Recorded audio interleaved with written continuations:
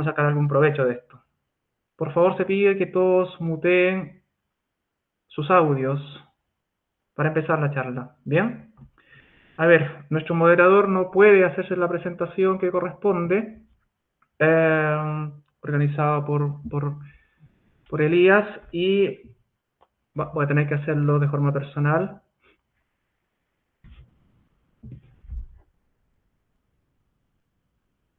Entonces, dicho lo anterior, vamos a empezar.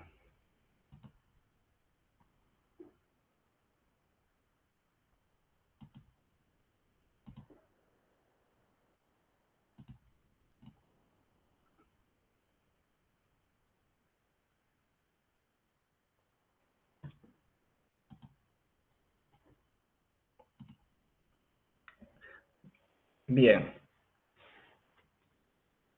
Solo una persona. ¿Ven la pantalla que estoy compartiendo? Una Sí, se persona que me ve. puede responder. Perfecto. Muy bien. Empezamos entonces. A ver, esta es la primera charla que se hace con estas dificultades de la tecnología y el audio. Y lamentablemente pedimos las disculpas que corresponden del caso a todos los participantes y esperamos que para las ocasiones siguientes no tengamos estos problemas. Bien, esta charla se trata respecto a la estructura de la liquidación de remuneraciones, variables, imponibles y descuentos. Muy probable que ya la mayoría, o por no decir todos los participantes, están muy familiarizados con estos conceptos. El propósito de la charla definitivamente es aportar en la medida de lo posible en cuanto al conocimiento se trata respecto de esta materia. Me presento, yo soy Ido Rivera, soy abogado, contador, licenciado en Ciencias Jurídicas, tengo un máster en Derecho Internacional de la Empresa, me desempeño como asesor en materia corporativa, societaria, litigante, en área civil, comercial y tributaria. Así que desde las máximas de la experiencia espero aportar respecto de esta charla. Muy bien, vamos a ver 4 puntos respecto a la materia, que son la estructura, los saberes y los descuentos, los beneficios que no son remuneraciones y el cálculo del impuesto único de conformidad al artículo 43, número 1 de la ley. Bien, vamos a tener un espacio para las preguntas al final, ya, no durante el proceso de la charla. Al final vamos a tener un espacio para las preguntas que podamos poder responder. Vamos a tratar de hacer lo más práctico y didáctico posible. La charla va a ser teórico-práctico. Vamos a hablar un poco respecto del fondo de todo esto. Y al final también, antes de terminar, vamos a ver un tema práctico respecto de la composición, las estructuras, los descuentos y todo lo que corresponde a lo que es la liquidación de remuneraciones. Entonces, empezamos.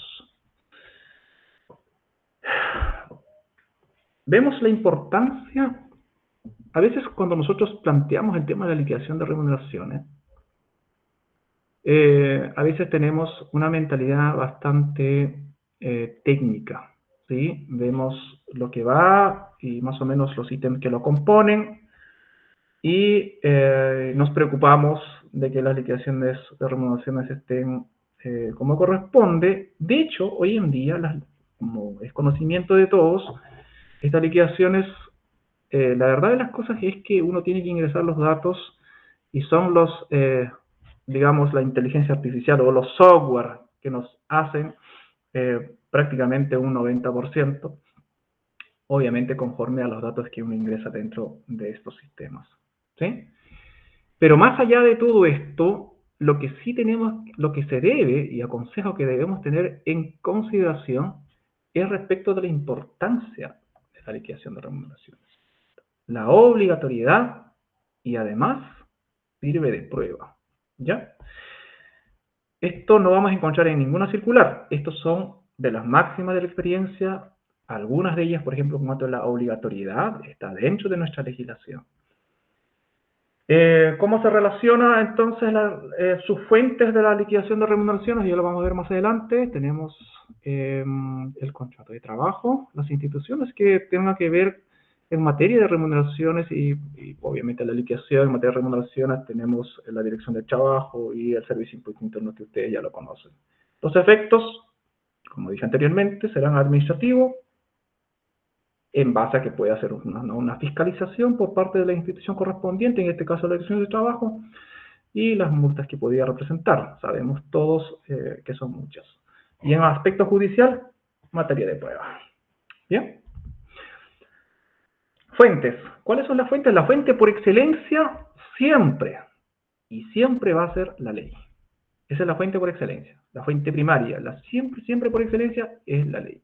Es decir, la ley es lo que nos dice la gran parte de sus componentes, es lo que debe, lo que no debe tener, lo que se debe y no debe hacer. El contrato individual de trabajo o colectivo también es una fuente, porque la ley faculta a que en estos instrumentos, ya sea individual o colectivo, se puedan pactar, ¿cierto?, por acuerdo de las partes. Y otros, bueno, como los anexos y otros pactos que representan. Obligatoriedad, como tenemos la fuente primaria que es la ley, ¿qué nos dice el artículo 54 del Código del Trabajo? Nos dice que junto con el pago, el empleador deberá entregar al trabajador un comprobante con indicación del monto pagado, de la forma como se determinó y de las deducciones efectuadas. Una cosa que uno tiene que tener en consideración es que a veces uno cuando lee la ley, lo lee de forma ambigua. Es decir, la ley, si bien es cierto, a veces, muchas veces es corta, pero sin embargo lo que implica su determinación es bastante amplia. Aquí el legislador le puso una obligación de hacer. ¿Una obligación de hacer a quién? Al empleador, una obligación de hacer. Y yo rescato de este articulado tres obligaciones de hacer o tres actos, lo mínimo que debe tener de parte del empleador al momento de hacer la liquidación de remuneraciones. ¿Cuáles? Con indicación, o sea, debe indicar el monto pagado, la forma, cómo se determinó y las deducciones efectuadas. Entonces, alguien me va a poder decir, pero la liquidación de remuneraciones es mucho más que esas tres cosas. Sí, por supuesto. Dentro de las facultades que la ley le otorga al empleador, en las facultades de administración, dirección y control de la empresa, es que por un tema de prueba debe considerar las otras partes que ya lo veremos más adelante de la estructura de liquidaciones, de la liquidación de remuneraciones, ¿cierto? Que los participantes doy por hecho que lo conocen. Bien, pero hay un tema muy importante que uno tiene que tener en cuenta y es importante considerarla. ¿Cuál? Que en materia laboral, la carga laboral o la carga de la prueba o la carga como se quiera denominar es casi el 100% para el empleador. El trabajador, su carga es la contraprestación del servicio, pero el empleador tiene una carga de hacer, Mira que el legislador no se preocupó con mayor detalles. Está señalando, dice, el monto pagado. O sea, la liquidación de remuneración debe tener el monto pagado. Yo creo que respecto a ese punto no habría mayor objeción o no habría mayor indicación o consultas. El monto pagado, perfecto que consigne dentro de la liquidación. Pero el segundo punto, que es la forma como se determinó, no es tan sencillo como se lee en ese párrafo de la ley. O sea, no es tan sencillo. La forma como se determinó. ¡Wow! Porque si bien podemos identificar dentro de esta expresión, la forma como se determinó es una expresión general. Es decir, y ocurre en la práctica, pueden ver muchas formas que cada empleador pueda determinar esa liquidación de remuneración. De hecho, lo vemos en la práctica donde se ven reflejados no solamente en las liquidaciones manuales o en las liquidaciones de forma personal que haga una empresa que no tenga los software que hoy en día existe dentro del mercado, los software de remuneraciones, pero dentro de los mismos software, los que ustedes deben estar al tanto, ¿cierto? Hay muchas diferencias entre una estructura de uno versus una estructura del otro. Algunos tienen mayores componentes, otros no, otros toman ciertos componentes, otros no, Así que encontramos una variedad importante dentro del mercado. Y las deducciones efectuadas, que eso también vamos a ver a los que estarán afectos, lo vamos a ver más adelante. Aquí tenemos la estructura. Tenemos una estructura, este es un modelo tipo hecho por el suscrito, ¿ya? Que a mi parecer, que he visto muchos modelos que hacen los software, yo encuentro que este modelo es bastante completo. ¿Por qué? Porque tenemos en la parte superior aquí la identificación, ya vamos a poner en este caso identificación del empleador, identificación del pagador, empleador, ¿sí? Tenemos su razón social, tenemos el rol único tributario, el domicilio, el giro, y bueno, y los dos últimos como accesorios. El título, a qué corresponde este documento, ¿ya? Que es una liquidación de remuneraciones, y seguido del periodo al cual corresponde. ¿Cuál es? Febrero del año 2022.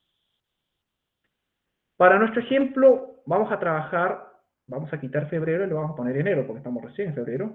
Para el ejemplo que vamos a ver al final, vamos a trabajar en enero del año, periodo de remuneración, enero del año 2022. Los datos del trabajador, los nombres, el rol único tributario o la cédula de entidad, el cargo, la institución previsional, la institución de salud, ¿sí? Tenemos un dato adicional, que por cierto, muchas liquidaciones no lo tienen, ¿sí? Porque generalmente este dato, el valor de la unidad de fomento, están dentro de los parámetros que se deben ingresar al momento de trabajar en el periodo respectivo en los software de remuneración. Los centros de costo a los cuales pertenece, si es que hay centros de costo, obviamente, los días trabajados, según corresponda, bueno, y las dos siguientes, lo que es la carga normal, carga inválida, representa lo que son las asignaciones familiares, la fecha de ingreso, un dato importante, el valor UTM y otros también es un dato complementario, porque encuentro que una liquidación que tenga esos datos es un documento bastante completo, porque no necesitas consultar otras fuentes para ver cómo se van a calcular los ítems que se van a ver más adelante. Perdón, sorry. Entonces, seguidamente vamos a ver el cuerpo de la liquidación, que está compuesto por, bueno, tenemos un párrafo entre medio que son la base imponible, cómo vamos a determinar la base imponible para los efectos previsionales, la base tributable para los efectos del impuesto único, y el tope de gratificación. Mira qué importante, ¿ya? El tope de la gratificación, insisto, esto es a prueba de una estructura bastante completa. Algunos de estos no se ven en la liquidación de remuneraciones porque ya están implícitas, están insertas dentro de los software de remuneraciones. Tenemos la base, los saberes, el cuerpo de la liquidación está con los saberes imponibles, vamos a ver los ítems, los vamos a ver más adelante, los saberes no imponibles, o los que no constituyen remuneración, el total haber, los descuentos legales, otros descuentos, los total de los descuentos, el alcance líquido, el monto en letras. Y aquí tenemos una leyenda, ¿ya? Una leyenda respecto donde hace una declaración el que percibe estas remuneraciones, en este caso el trabajador. Una declaración que señala que recibió a su entera satisfacción los valores contenidos en la presente liquidación. Generalmente estas leyendas están casi en gran parte de las liquidaciones de remuneraciones que están dentro de los mercados de software. Mire lo que dice al final, dice, por lo cual no tengo ningún cargo o reclamo posterior de efectuar a mi empleador. Si alguien me pregunta, ¿efectivamente es posible de cumplir esta declaración? Es decir, esta última parte, que no tengo cargo o reclamo posterior que efectuar a mi empleador. A ver, si vamos a una respuesta derechamente, estrictamente jurídica, te digo que no es posible. ¿Ya? Si vamos desde una respuesta netamente administrativa, sí, puedes, definitivamente, si alguien que te está, o si alguien que suscribe o que firma en señal de recepción las remuneraciones de esta liquidación, al menos se entiende que está conforme con él. De lo contrario, hará algún tipo de salvedad, algún tipo de reserva dentro del mismo documento. Ahora, jurídicamente, y esto viene dentro de lo que sea la línea jurisprudencial que tenemos en materia laboral desde los tribunales superiores, como la Corte Suprema, Corte de Apelaciones respectivas, es que el trabajador sí no está conforme a lo que a él le ofrecieron, ya sea en cualquier tipo de instrumento, o inclusive, ya, más allá de los instrumentos individuales o colectivos de trabajo, puede ser un ofrecimiento que se viene dando dentro de la práctica, dando algún otro tipo de regalía, algún otro tipo de pago, puede reclamar derechamente entre las autoridades judiciales. Eso, una liquidación firmada, de hecho, no salva de esa obligatoriedad de la empresa o del empleador en este caso, porque es un derecho inherente, o los derechos laborales son irrenunciables. ¿Ok? ¿Ya? Vemos entonces, pasamos a lo que es el cuerpo de la liquidación, que serían los haberes. ¿Ok? Y siempre, como dijimos al principio, vamos a ver las fuentes. ¿Cuáles son las fuentes? La fuente primaria, la fuente por excelencia, que es la ley. ¿Qué nos dice el artículo 41 de nuestro Código de Trabajo? ¿Qué son las remuneraciones? Que son contraprestaciones en dinero, y las adicionales, avaluables en dinero, que debe percibir el trabajador del empleador por causa del contrato de trabajo. Por su parte, el artículo 42 del mismo cuerpo legal nos señala cuáles son esos ítems. Tenemos el sueldo. ¿Qué cosa es? Un estipendio obligatorio y fijo en dinero pagado por periodos iguales determinados en el contrato. El sobresueldo, las que corresponden a las horas extraordinarias. ¿Sí? Las horas extraordinarias, que también es un tema bastante amplio, ¿no es cierto? Los porcentajes a los que pueden estar afectos, 50% por regla general, podría ser mayor, la ley no lo pone un tope, ¿ya? Pasa por el acuerdo de las partes, pero como mínimo el 50%. Las comisiones, que son los precios por ventas o compras, o sobre el monto de otras operaciones, ¿ya? Sobre el monto de otras operaciones. Y dentro del mercado, y según el rubro del empleador, vamos a ver, pueden ser efectivamente compras, pueden ser por ventas, por regla general, conocemos las comisiones por ventas, pero no solamente puede ser por ventas, puede ser también por compras, o puede ser por algún tipo de otra operación, otro trabajo, otra forma de medir, que también producto del cual se esté pagando las comisiones. Las participaciones son la proporción de las utilidades en un determinado negocio, es decir, alguna utilidad, que ojo, no tiene nada que ver esto con el tema de los retiros, es totalmente distinto, alguna utilidad, algún beneficio que por participar en un determinado negocio el empleador pague al trabajador, es parte de esta remuneración imponible. La semana corrida, bueno, sabemos que la semana corrida corresponde a la compensación que ciertos trabajadores, no son todos los trabajadores, en este caso estamos en una situación de un trabajador un trabajador comisionista por ventas, ¿no es cierto? Que quienes principalmente son sujetos de derecho de percibir este pago por semana corrida, que corresponden a los domingos festivos en función, como señala el artículo 45 del Código de Trabajo, y la forma como de determinar en función a las proporciones que corresponden. ¿Qué más tenemos? Tenemos los premios o bonos. ¿Qué nos dice la ley? Dice que se podrán pactar premios o bonos por los hechos futuros. ¿Ya? Y aquí hay una amplia doctrina administrativa, ¿ya? Aunque la doctrina administrativa ayuda, porque la función de la dirección del trabajo, ¿cuál es? Es poder ayudar al cumplimiento de la legislación laboral por parte de ambas partes, tanto el trabajador como el empleador, ¿ya? Pero no es vinculante. ¿Qué significa eso? Que no es una norma obligatoria, sin perjuicio que de las facultades que tiene a través de sus respectivas inspecciones comunales de trabajo provinciales de cursar las multas, ¿no es cierto?, más o menos en las cuales se centra la empresa o el área contable de la empresa de salvaguardar o cuidar, prevenir estas circunstancias. Pero no son vinculantes.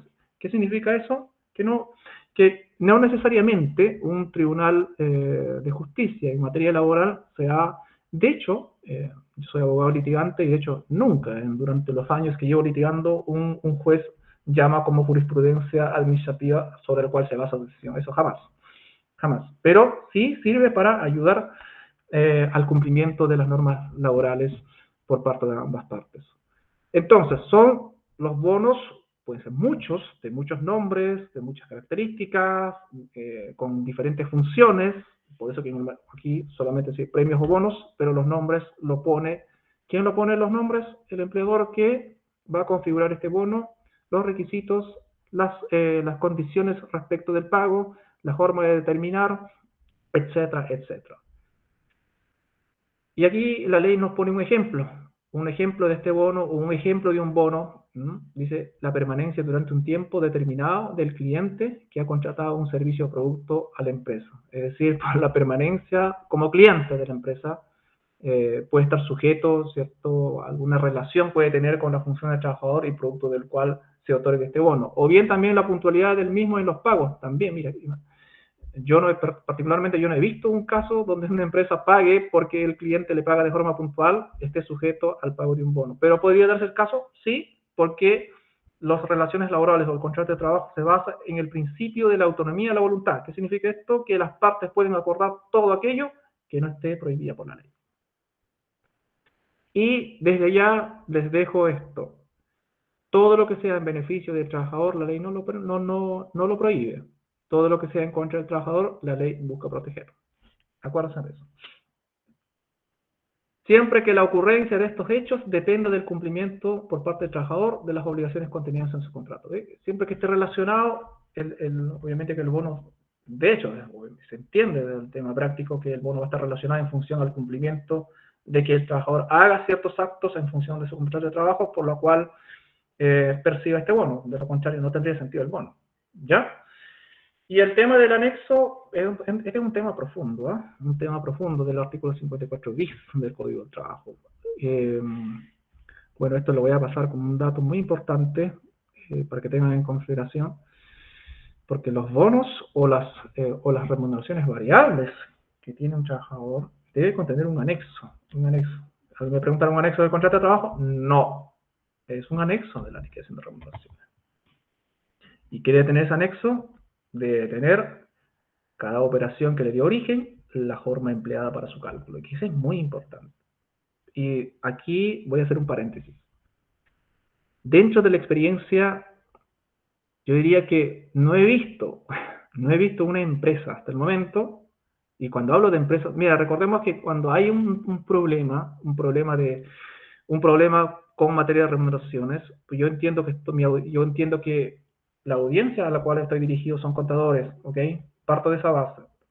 Entonces, cuando hay un problema en materia de remuneración dentro de una empresa, es decir, un trabajador reclama respecto a remuneraciones, ¿a quién carga el empleador la responsabilidad? Al contador. Es parte de esa base. Al contador, porque se entiende que el contador, o al menos en la regla general, dentro de la estructura de la empresa, el contador está a cargo de esta área. Sin perjuicio que hay muchas empresas en las cuales el contador solo ve la parte de contabilidad y otros trabajadores especializados ven el área de recursos humanos, están por separado, pero en muchos otros el contador ve todo, y por lo tanto, ¿dónde se carga esta responsabilidad? En el contador. Es decir,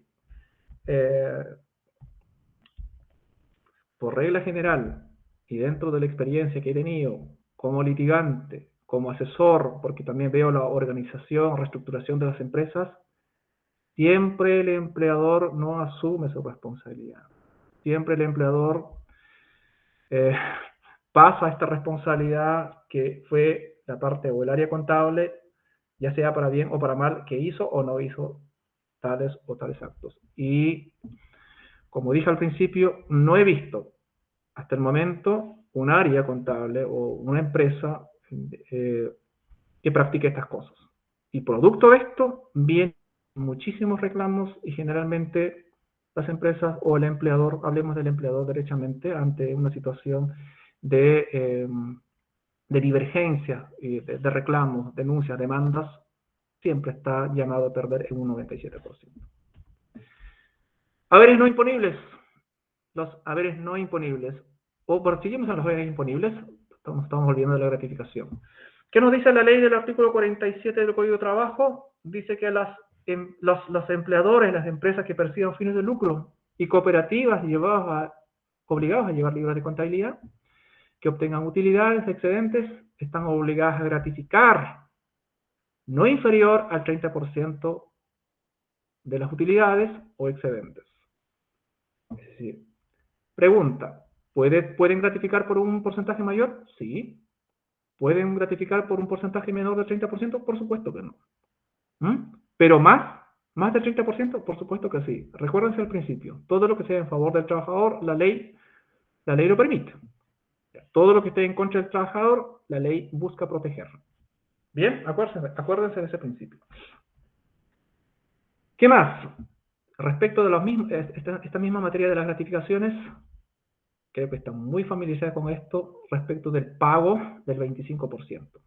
Este 25% tiene un tope, ¿no es cierto?, de un doceavo, de 4/3 de un ingreso mínimo mensual. 4/3.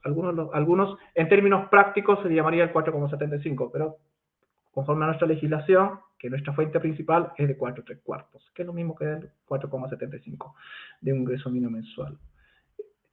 Ahora, ¿cuál es la salvedad de esto? Que el empleador que opte, ojo, el empleador es quien decide, en cada año comercial, decide por cuál de las opciones de las gratificaciones va a gratificar a sus trabajadores. Ya sea por la vía del artículo 47, es decir, con la repartición del 30% de las utilidades que perciba en ese año comercial, o ya sea por el artículo 50, ¿ya? Por el artículo 50 pagando el 25% con el tope que ya hemos señalado anteriormente. La diferencia entre uno y el otro está en que si opta por el segundo, es decir, pagó el 25%, ya no está obligado el empleador a gratificar nuevamente por el artículo 47. ¿Qué más? Entonces entramos a los saberes no imponibles, el famoso artículo 41, inciso segundo del Código de Trabajo. ¿Qué nos dice? No constituyen remuneración. ¿Cuáles? Ahí tenemos la primera, la asignación de movilización, la pérdida de caja, desgaste de herramienta, asignación de colación, viáticos, prestaciones familiares, indemnizaciones del artículo 163 del Código de Trabajo, y las demás que procedan a pagar al extinguirse el vínculo laboral y en general las devoluciones de los gastos de traslado por causa del contrato de trabajo.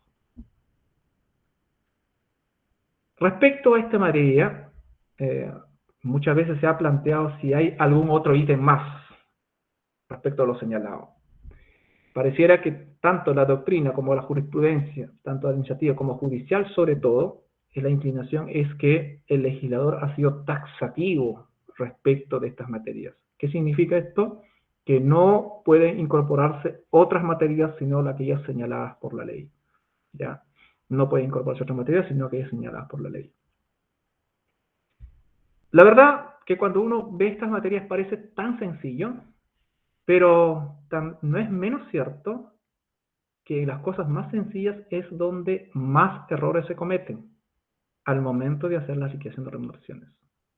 Ya sea un error voluntario, ya sea un error involuntario, ya sea con conocimiento o sin conocimiento, ya sea con participación directa del jefe dentro de la empresa, y cuando hablamos de jefe, pensemos en una empresa donde el jefe es el dueño de la empresa, o sin el conocimiento de él, pero por regla general muchas veces con conocimiento del quien preside la empresa, en este caso, ¿ya? Pero ¿cuáles son los errores? Mira, los errores la verdad que son bastante comunes. Y de hecho, hace aproximadamente un mes atrás, tuve a la vista una liquidación de remuneraciones que ya les comentaré más adelante. Entonces, vamos a hablar respecto de cada uno de estos ítems. Lo siguiente, la movilización. Bien, la pregunta es, ¿cuánto es el monto que puedo pagar de movilización? Es una pregunta muy común que se da. ¿Cuánto es el monto? ¿Cuál es el monto? Y la respuesta para eso no es que haya un monto por movilización que hay que pagar. No lo declara la ley, sino está entregado, ¿cierto? Tanto la Dirección de Trabajo también en su trabajo que tiene de poder ayudar a cumplir la normativa laboral, ha señalado varias veces, y también la jurisprudencia pocas veces dentro de la judicatura, del tema puntualmente judicial, se reclama este ítem por parte del trabajador. Generalmente son ítems que no se reclaman mucho, y por lo tanto la jurisprudencia judicial no se ha pronunciado mucho al respecto, porque no es muy común. Generalmente son otras instituciones que veremos más adelante quienes se preocupan al respecto. Pero, ¿cuánto es el monto? Tanto la doctrina como la jurisprudencia de iniciativa se ha postulado que este monto tiene que ser un monto razonable. Un monto razonable. Wow, suena súper sencillo. Súper sencillo, un monto razonable. Y hablemos del monto razonable. Bien, tenemos un ejemplo, vamos a poner un primer ejemplo. Un trabajador que trabaja en el centro de Santiago, pero vive en Puente Alto. ¿Ya? ¿Cuál será el monto razonable en cuanto para los efectos de este ítem que debe compensar el empleador, ¿sí? Por causa que el trabajador incurre en estos gastos? Porque en el fondo ese es el objeto de la ley. Ojo, el objeto de la ley es que el empleador compense estos gastos en que incurre el trabajador. Otra cosa muy distinta es que en la práctica se ponga estos conceptos por efecto de cuadre. ¿Ya? Es otra cosa muy distinta. Pero el objeto de estos ítems es la devolución, de alguna forma decirlo, o la compensación porque el trabajador incurre en estos gastos por efecto del contrato de trabajo. ¿Y cómo vamos a determinar esa razonabilidad? Sí, por supuesto, tenemos el ejemplo, tiene su trabajo en el centro de Santiago, pero vive en Puente Alto. La primera pregunta que tenemos que hacernos es, ¿cuánto es el precio de la locomoción? ¿Cuántas locomociones toma para llegar a su trabajo? ¿Sí? Algunos llegan con una sola locomoción, otros llegan con dos, o inclusive hasta tres. ¿Mm?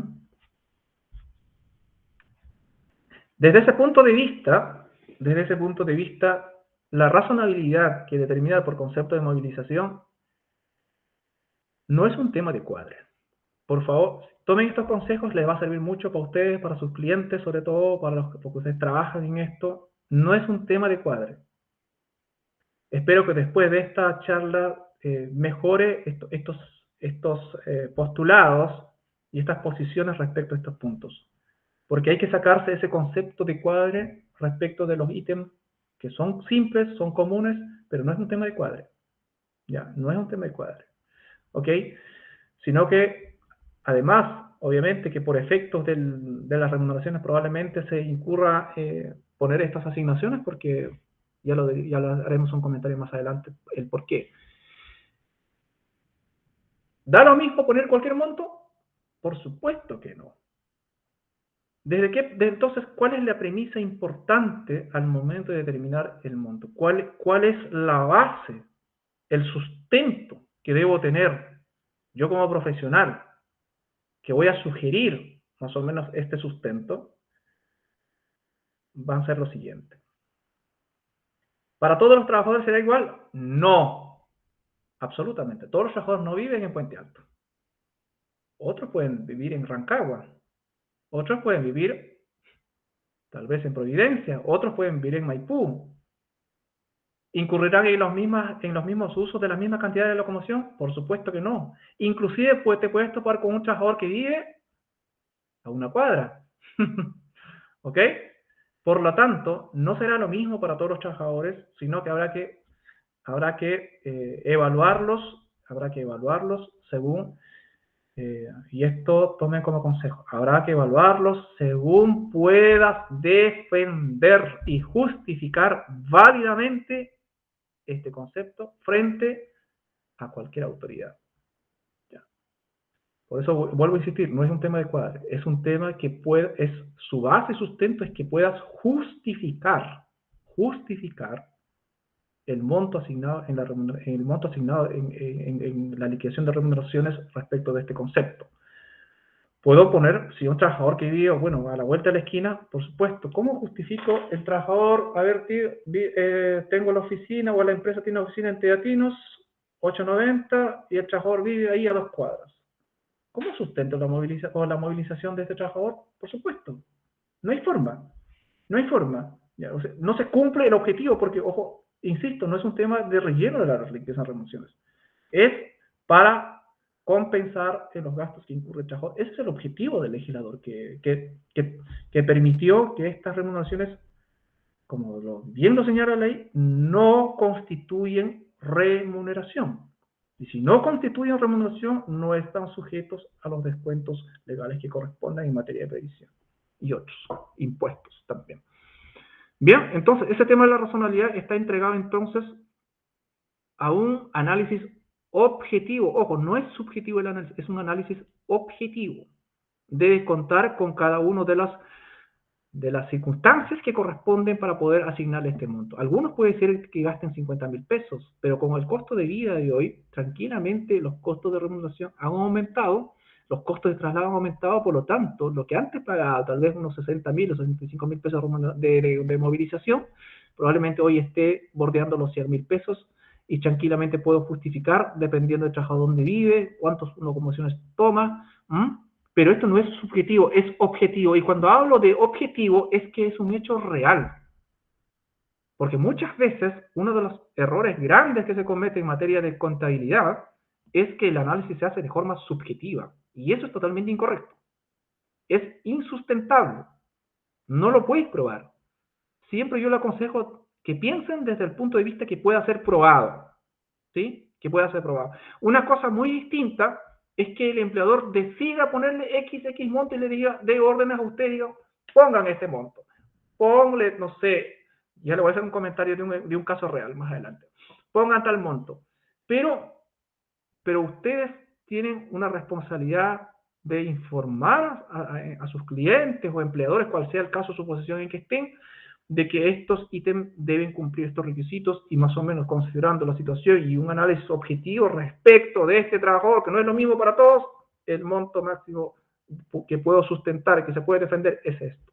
Si el empleador dice y le da la orden a ustedes que pongan un monto distinto, mayor a aquel monto por las razones que lo haremos en un comentario más adelante, o otras razones que tenga, eso es un tema aparte, ¿sí? Pero consejo, manden un correo electrónico, un correo electrónico dando la postura y cuál es la propuesta que ustedes le están haciendo desde el punto de vista que se pueda ser defendido. ¿Por qué? Porque mañana, ¿quién va a ser responsable? El contador.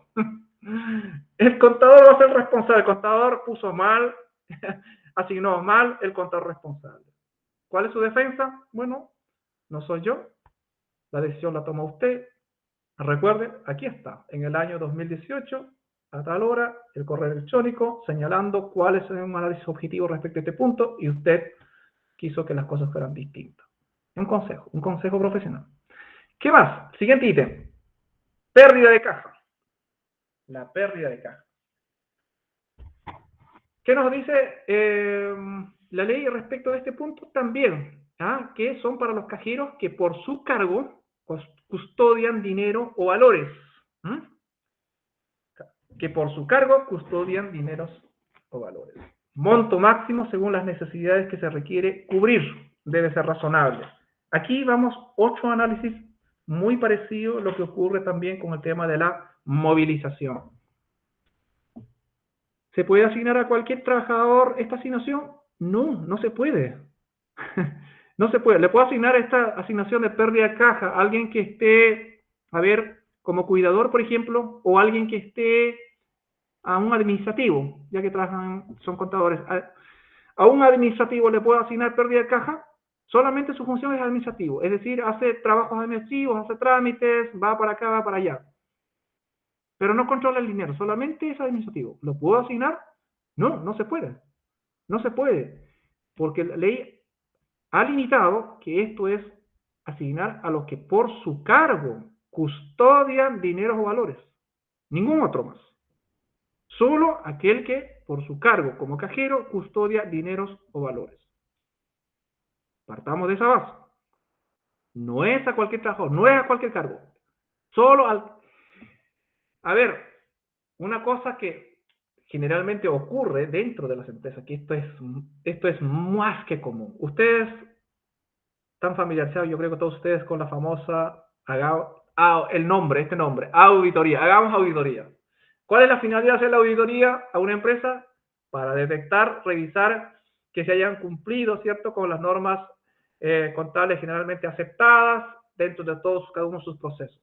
Y yo les voy a decir, les voy a dar otro dato. También uno puede hacer una auditoría legal para ver si la empresa no solamente se sujetó a las normas contables y a las normas que regulan esa materia, sino también a ver si cumplió la ley. Porque ¿cuál es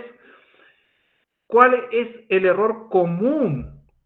Y esto, con los años que veo, empresas de diferentes tipos, de diferentes rubros, en diferentes situaciones, ya sean empresas de producción, empresas de servicios, muchos de ellos cometen el grave error de asignar estos tipos de ítems.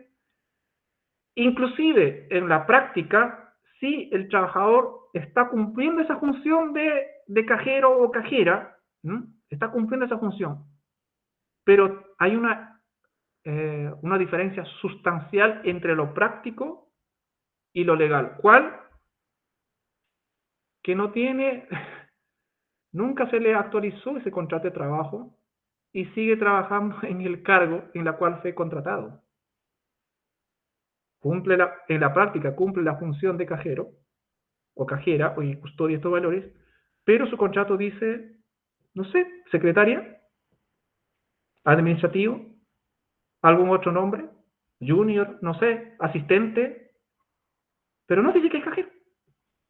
Y a veces dejamos de lado, ¿ah? Las empresas dejan de lado de hacer estas actualizaciones que corresponde, porque dan por hecho que no hay problemas, que ni va a haber problemas de ningún tipo. Total, al final de cuentas las relaciones trabajador-empleador están impecables, nunca ha habido problemas, y ese es más o menos el sustento de la cual se basan para tomar esa decisión. Pero lo que los empleadores no entienden, o muy pocos entienden, es que el legislador le ha puesto sobre el empleador una obligación de hacer, como dijimos al principio. ¿Qué significa eso? El legislador dice que el empleador debe escriturar el contrato de trabajo. No es materia de esta charla, pero solamente vamos a hacer una referencia. Es una materia bastante amplia y muy importante y es una fuente de esto de lo que estamos hablando, ¿ya? Por lo tanto, es obligación de la empresa escriturarla. Pero si yo no tengo problemas con el trabajador, estoy súper bien con el trabajador, le pago bien, está contento, me presta el servicio, no hay ningún problema. Eso es lo que conoce el trabajador y el empleador. Inclusive podemos hablar del principio de la realidad, que es muy común, está en todas partes dentro del análisis laboral, sobre todo en materia judicial, el principio de la realidad laboral.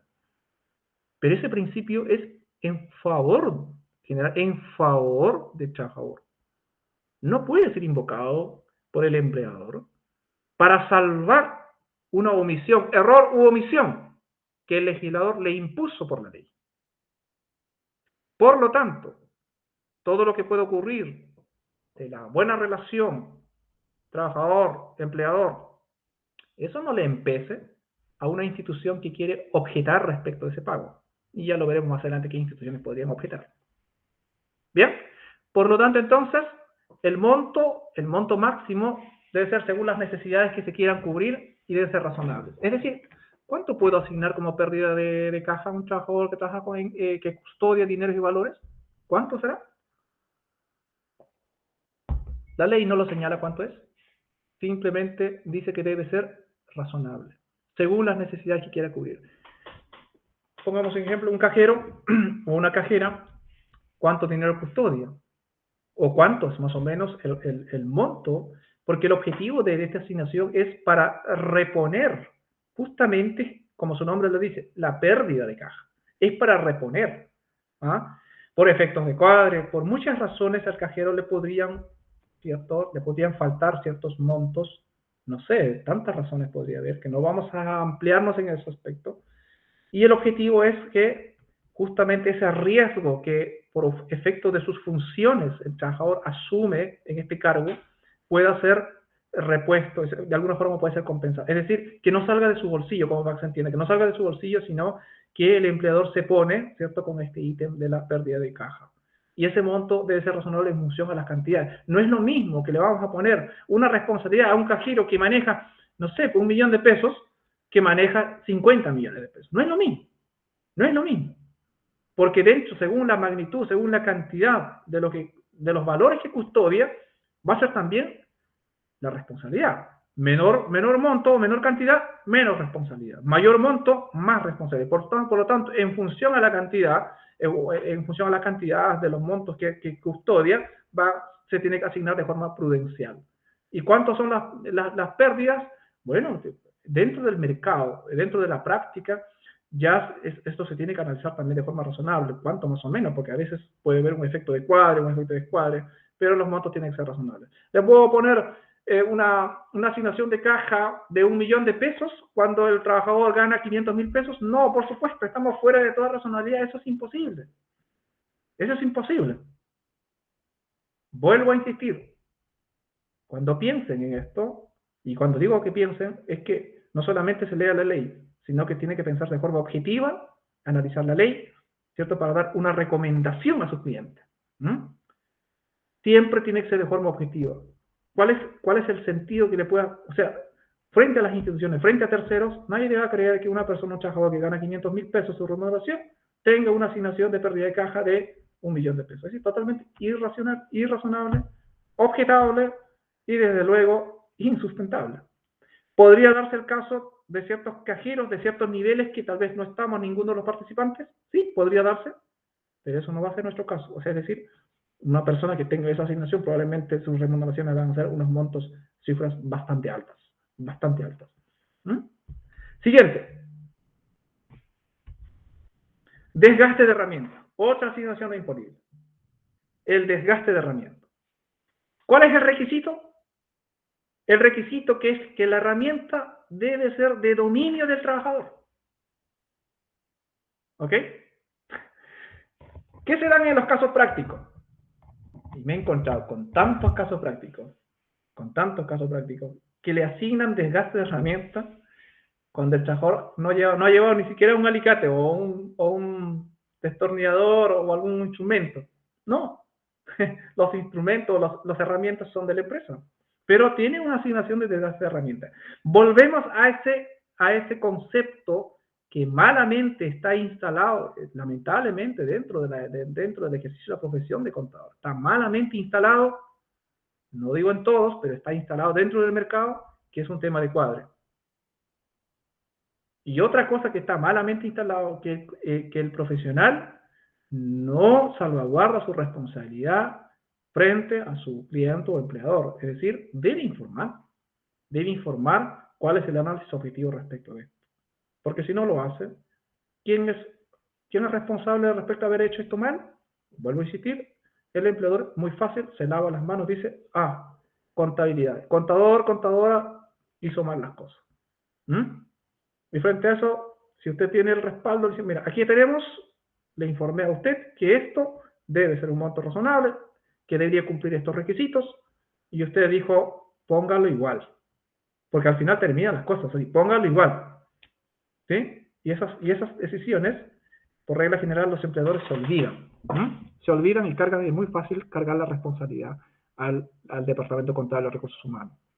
Bien, requisito entonces, que debe ser de dominio del trabajador. Y volvemos otra vez al monto razonable. ¿Ya?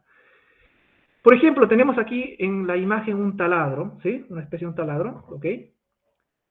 ¿Cuánto es lo que, a ver, estamos pensando en cuánto será ese monto razonable, cuánto es ese monto razonable por este ítem como una remuneración no imponible, el desgaste de herramienta. Puedo ponerle un desgaste de herramienta o un pago por este ítem que en el fondo el objetivo y la función es poder compensar justamente lo que dice el título, el desgaste de esa herramienta. ¿A quién? A su titular. ¿Quién es? El trabajador. Compensar. Y por esa causa no constituye remuneración. Entonces, si tengo un taladro, pongamos un ejemplo, un taladro no pasa más allá de 100 a 200.000 pesos. Puede ser un poco más, pero pongámoslo de 200.000 pesos. 200.000 pesos vale un taladro, ¿ok? A manera de ejemplo. ¿Qué monto le puedo poner? De repente, un desgaste de herramienta, he visto montos colosales dentro de una liquidación de remuneración. Desgaste de herramienta, dice 60.000 pesos. ¿Será razonable? Es decir, un desgaste de herramienta de 60.000 pesos, cuando esta herramienta vale apenas 150, 200.000 pesos, ¿sí? Además, pagado de forma mensual. Agregamos otro ingrediente más. El trabajador lleva 3 años trabajando. Y durante los 3 años se han pagado este ítem de desgaste de herramienta 60.000 pesos mensuales. Por favor, si puede mutear, que se escuchó unos sonidos que no nos permiten avanzar.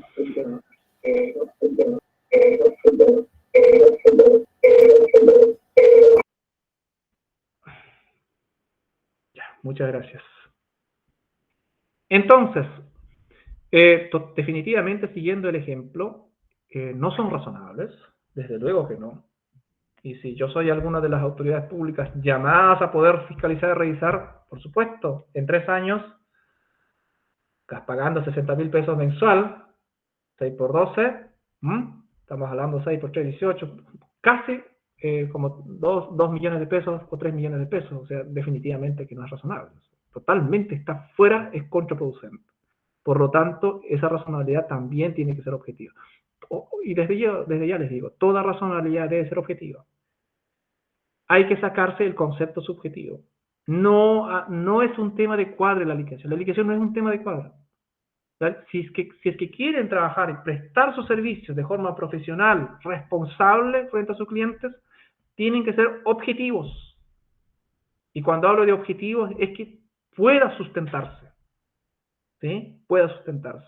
Si logran y toman esta línea en cuanto a su postura de trabajo, la verdad las cosas ustedes no van a tener problemas mañana. Si es que por regla general es el empleador quien decide hacer lo contrario, perfecto, porque al final de cuentas el profesional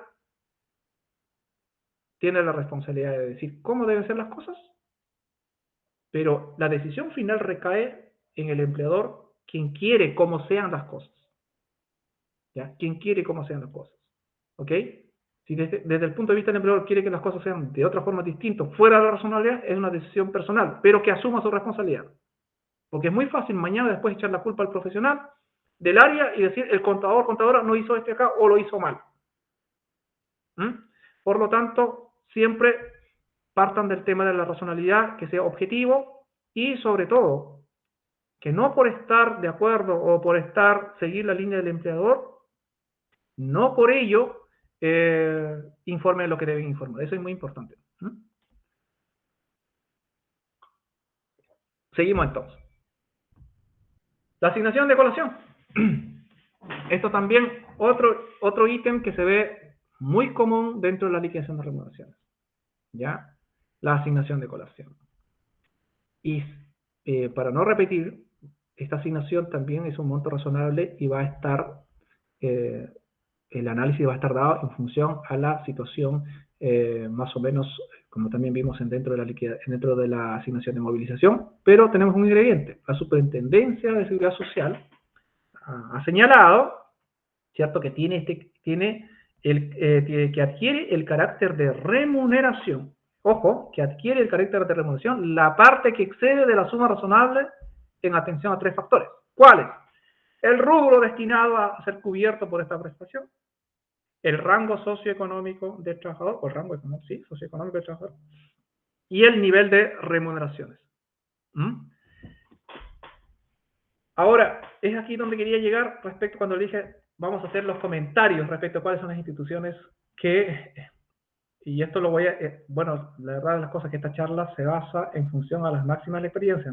Aquí no es un tema de leer un libro, no, son las cosas que se llevan a la ley, se ha llevado a la práctica y dentro de los años he podido ver también esta circunstancia, ¿ya? Tanto en materia de reorganizaciones de las empresas, en materia de organizarlas, en materia de componer, que no da lo mismo, ojo, no da lo mismo, no es lo mismo, y no es lo mismo para todos tampoco.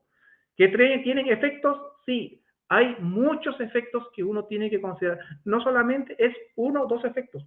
Pueden ser distintos efectos de orden, no solamente de orden tributario, que generalmente es lo que uno muchas veces se centra. Ah, ok, sí, el efecto tributario es esto, sí, pero estamos viendo el efecto previsional. Estamos viendo el efecto impositivo. Podemos ver un efecto derechamente jurídico. Puede constituir un riesgo también. Por lo tanto, el análisis que se hace tiene que ser completo. Bueno, cuanto más completo sea, mejor. Si es más acotado, va a ser solamente un análisis parcial. Entonces, la suma que excede, según los tres factores, va a tener el carácter de remuneración según la Superintendencia de Seguridad Social. ¿Cuáles son esos factores? Ya lo hemos leído. El destino a ser cubierto por la prestación, es decir, compensar el gasto que incurre el trabajador por esta materia, por la colación. Compensar. El rango socioeconómico del trabajador y el nivel de remuneraciones. Y aquí hablemos un poquito. Está claro que no todas las personas comen el rango de almuerzo todos los días. Está claro, eso, partamos de esa base. ¿Qué nos dice aquello? Por supuesto, uno podrá comer un almuerzo, puede ser de 4.000 pesos, otro podrá comer un almuerzo de 7.000, 10.000, 12.000, 15.000, 20.000, y ahí ya dejamos para y otros, ¿ok? Pero, por lo tanto, estamos pensando cómo analizamos este ítem, ¿ya? Dentro del punto de vista de la razonabilidad, para que la superintendencia no nos saque una liquidación de esto, una liquidación nos va a liquidar, señalando que, ojo, excede de toda razonabilidad esto y por lo tanto todo este monto que excede adquiere carácter de remuneración, por lo tanto está sujeto al pago de la cotización previsional que corresponde. Y antes de adentrarnos en esto, le voy a comentar un ejemplo, un caso práctico, un caso real, por supuesto. Tenía un cliente que estaba asesorando hace algunos años, una empresa constructora, y como dije, todo lo anterior, definitivamente, bueno, el empleador decide cuántos son los montos que deben colocar en las asignaciones, esta y las anteriormente comentadas, ¿no es cierto? Y lo decide por un factor estrictamente económico, y ustedes lo saben, es un tema estrictamente económico. Y pongamos el apellido, por evitar un gasto y si quieres llamarlo por ahorrarse. ¿Bien? Porque ¿qué nos dice la ley? Tanto las cotizaciones de previsión, seguridad social, leyes sociales, es una cotización compartida, ¿no es cierto? Dentro de nuestro cuerpo normativo vamos a encontrar que unos ítems son de obligación del trabajador y otros ítems que son de obligación del empleador. Pero en regla general, que esto se da en la mayoría de los casos, no todos, pero sí en una amplia mayoría, es que el empleador termina asumiendo, ¿sí?, las cotizaciones que son de cargo del trabajador. Esa es una regla que se da muchísimo, muy pocos, de hecho, contados con los dedos de la mano, podría decir que haya visto casos donde el trabajador realmente las asume. Generalmente, en la práctica, quien asume todo esto es el empleador. Por lo tanto, claro, la carga se hace pesada. La carga se hace pesada. Y se hace pesada, la carga se hace pesada porque definitivamente, pongamos ejemplo, una empresa de servicio o electricidad, una empresa constructora o de obras menores, derechamente, cuando se habla en la tema práctico, saliéndonos un poquito del tema del orden legal, ¿ya? Cuando se habla del tema de remuneraciones, en la mente, tanto del empleador y en la mente, sobre todo del trabajador, es que la remuneración que se ofrezca, independiente que no tenga el nombre y apellido completo, es que es una remuneración líquida. ¿Sí? Es una remuneración líquida. Por ejemplo, voy a contratar a un administrativo. ¿Cuánto se ofrece? Dice remuneración 500.000 pesos. Algunos colocan una remuneración bruta de 500.000 pesos. Pero si en el momento de los casos, más allá de la publicidad y todo, tal vez cuando, claro, si una persona que dice una remuneración de 500.000 pesos, por supuesto, si es que se da cuenta de lo que significa es una remuneración bruta de 500.000 pesos, por supuesto que lo va a tener que pensar dos veces en postular a ese puesto de trabajo.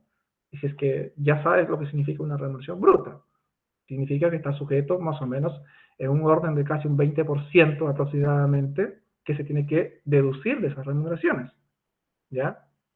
Pero por lo general, en muchos rubros de las empresas, cuando sobre todo en los trabajos que no son de oficina, o yo también trabajo de oficina, se pacta, y cuando se habla de remuneración se piensa en una remuneración líquida. Es decir, ¿cuánto va a ser la remuneración? 500.000 pesos. Bueno, pero no se habla de un monto bruto, sino que casi se sobreentiende, de forma tácita se sobreentiende que ese va a ser el monto que va a percibir el trabajador por efecto de la contraprestación de su trabajo, ¿cierto?, de la empresa.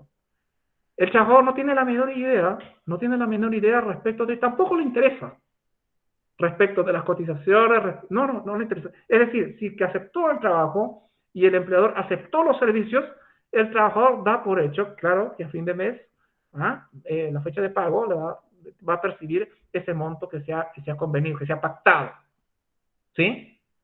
Y el empleador, de forma indirecta, sabe que al hacer aquello, está asumiendo no un 20%, puede llegar casi a un 24%, inclusive un poquito más, diría yo, porque depende, no son para todas las empresas lo mismo, ¿sí? No son para todas las empresas lo mismo, porque va a depender dónde se diferencia en los porcentajes que corresponde pagar respecto a los accidentes de trabajo y enfermedades profesionales, que no es la misma tasa para todos los giros de la empresa. Ojo, ¿sí?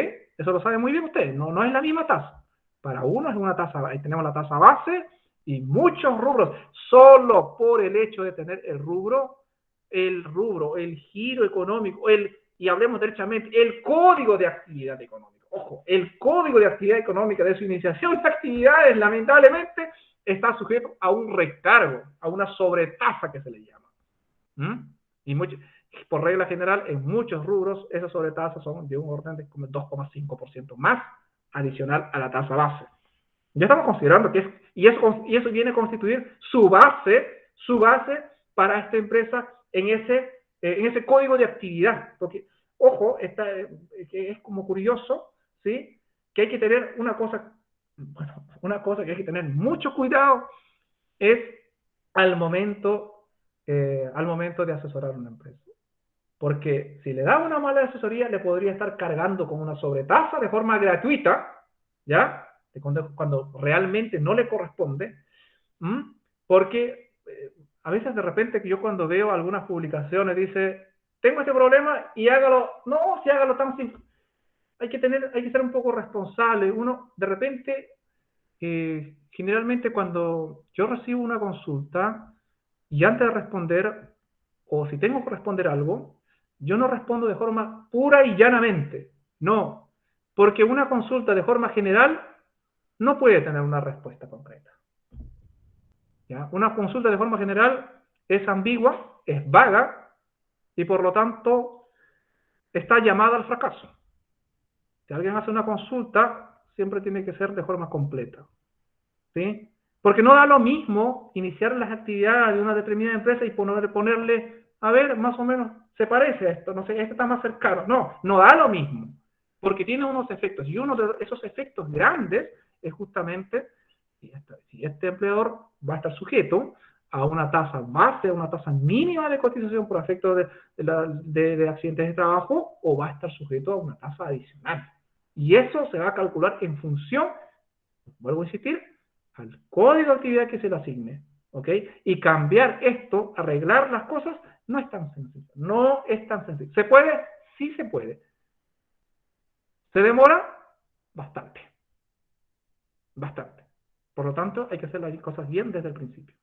Entonces, dicho lo anterior, es que el empleador, claro, dice, chuta, le voy a pagar 500.000 pesos y además tengo que asumir cotizaciones previsionales, leyes sociales, aunque el empleador no tiene números en la mente, pero dice más o menos cuánto es. No, es un 20%, no, no son 20%, es más del 20%. El 20% casi es lo que le corresponde a la deducción al trabajador. Pero si las leyes sociales es mayor, ¿ya? Y si tiene todavía el adicional, probablemente llegue cercano al 25% o un poquitito más. Bien, por lo tanto, ese es el factor que llega probablemente es un factor que incide y un factor esencial, por lo cual muchos empleadores cometen el error de decir, oye, póngale tanto en... De hecho, la pregunta que dice, oye, ¿y cómo lo podemos cuadrar esta liquidación de remuneración? ¿Cómo lo cuadramos? ¿Ah? Porque vamos a ir a un casos reales. ¿Por qué? Porque no quiero pagar tanto de cotización. ¿Sí? Esa es la verdad, ¿cierto? No quiero pagar tanto de cotizaciones. ¿Cómo lo cuadramos? Y a veces por seguir el juego, sí, puedes hacer esto, ya, ponle nomás. Oye, pero la asignación de movilización para este trabajador no se puede ponerle más de 80.000 pesos. No, ponle 150. Oh, no voy a repetir, pero ya los consejos damos anteriormente. OPSI. Y muchas veces, por ejemplo, te puedes topar con un cliente que lo curioso, lo curioso y de hecho llama mucho la atención. ¿Cuál es el rubro? Banquetería. ¿Ya? Banquetería. Y dentro de sus liquidaciones tienen asignación de colación. Y las empresas, generalmente las empresas del rubro de comida, por regla general, dan la comida a los trabajadores, por regla general, al menos dentro de la experiencia. No, por supuesto que no es obligatorio, pero generalmente lo dan. Entonces, por lo tanto, es poco sustentable que si la empresa le proporciona colación, que también tenga asignación de colación dentro de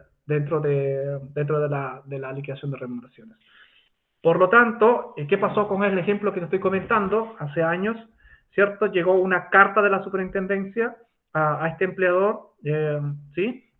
Donde había sido objeto de fiscalización. Hoy en día todo al ser electrónico, las instituciones públicas comparten información, ¿sí? Comparten información, tienen convenios entre unas y otras instituciones, por lo tanto es más accesible y ahora, peor todavía ahora, o sea, más accesible va a ser atendido que ustedes saben y de conocimiento, ¿no es cierto?, respecto del informe mensual de los libros de remuneraciones de forma electrónica a la dirección de trabajo. Es decir, esto va a estar en red. Por lo tanto, que cómo se entere, porque hay que tener presente, que obviamente no es objeto de la charla, pero esos libros de remuneración, la estructura va con detalle. Es decir, ¿cuánto estás pagando por movilización? ¿Cuánto por colación? ¿Cuánto por viático? Desgaste de herramientas, pérdida de caja, etcétera, etcétera, etcétera.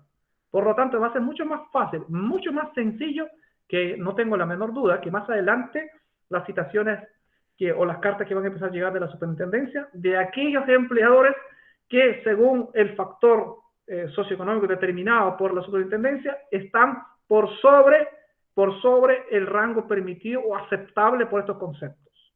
¿Sí? Por sobre el rango permitido.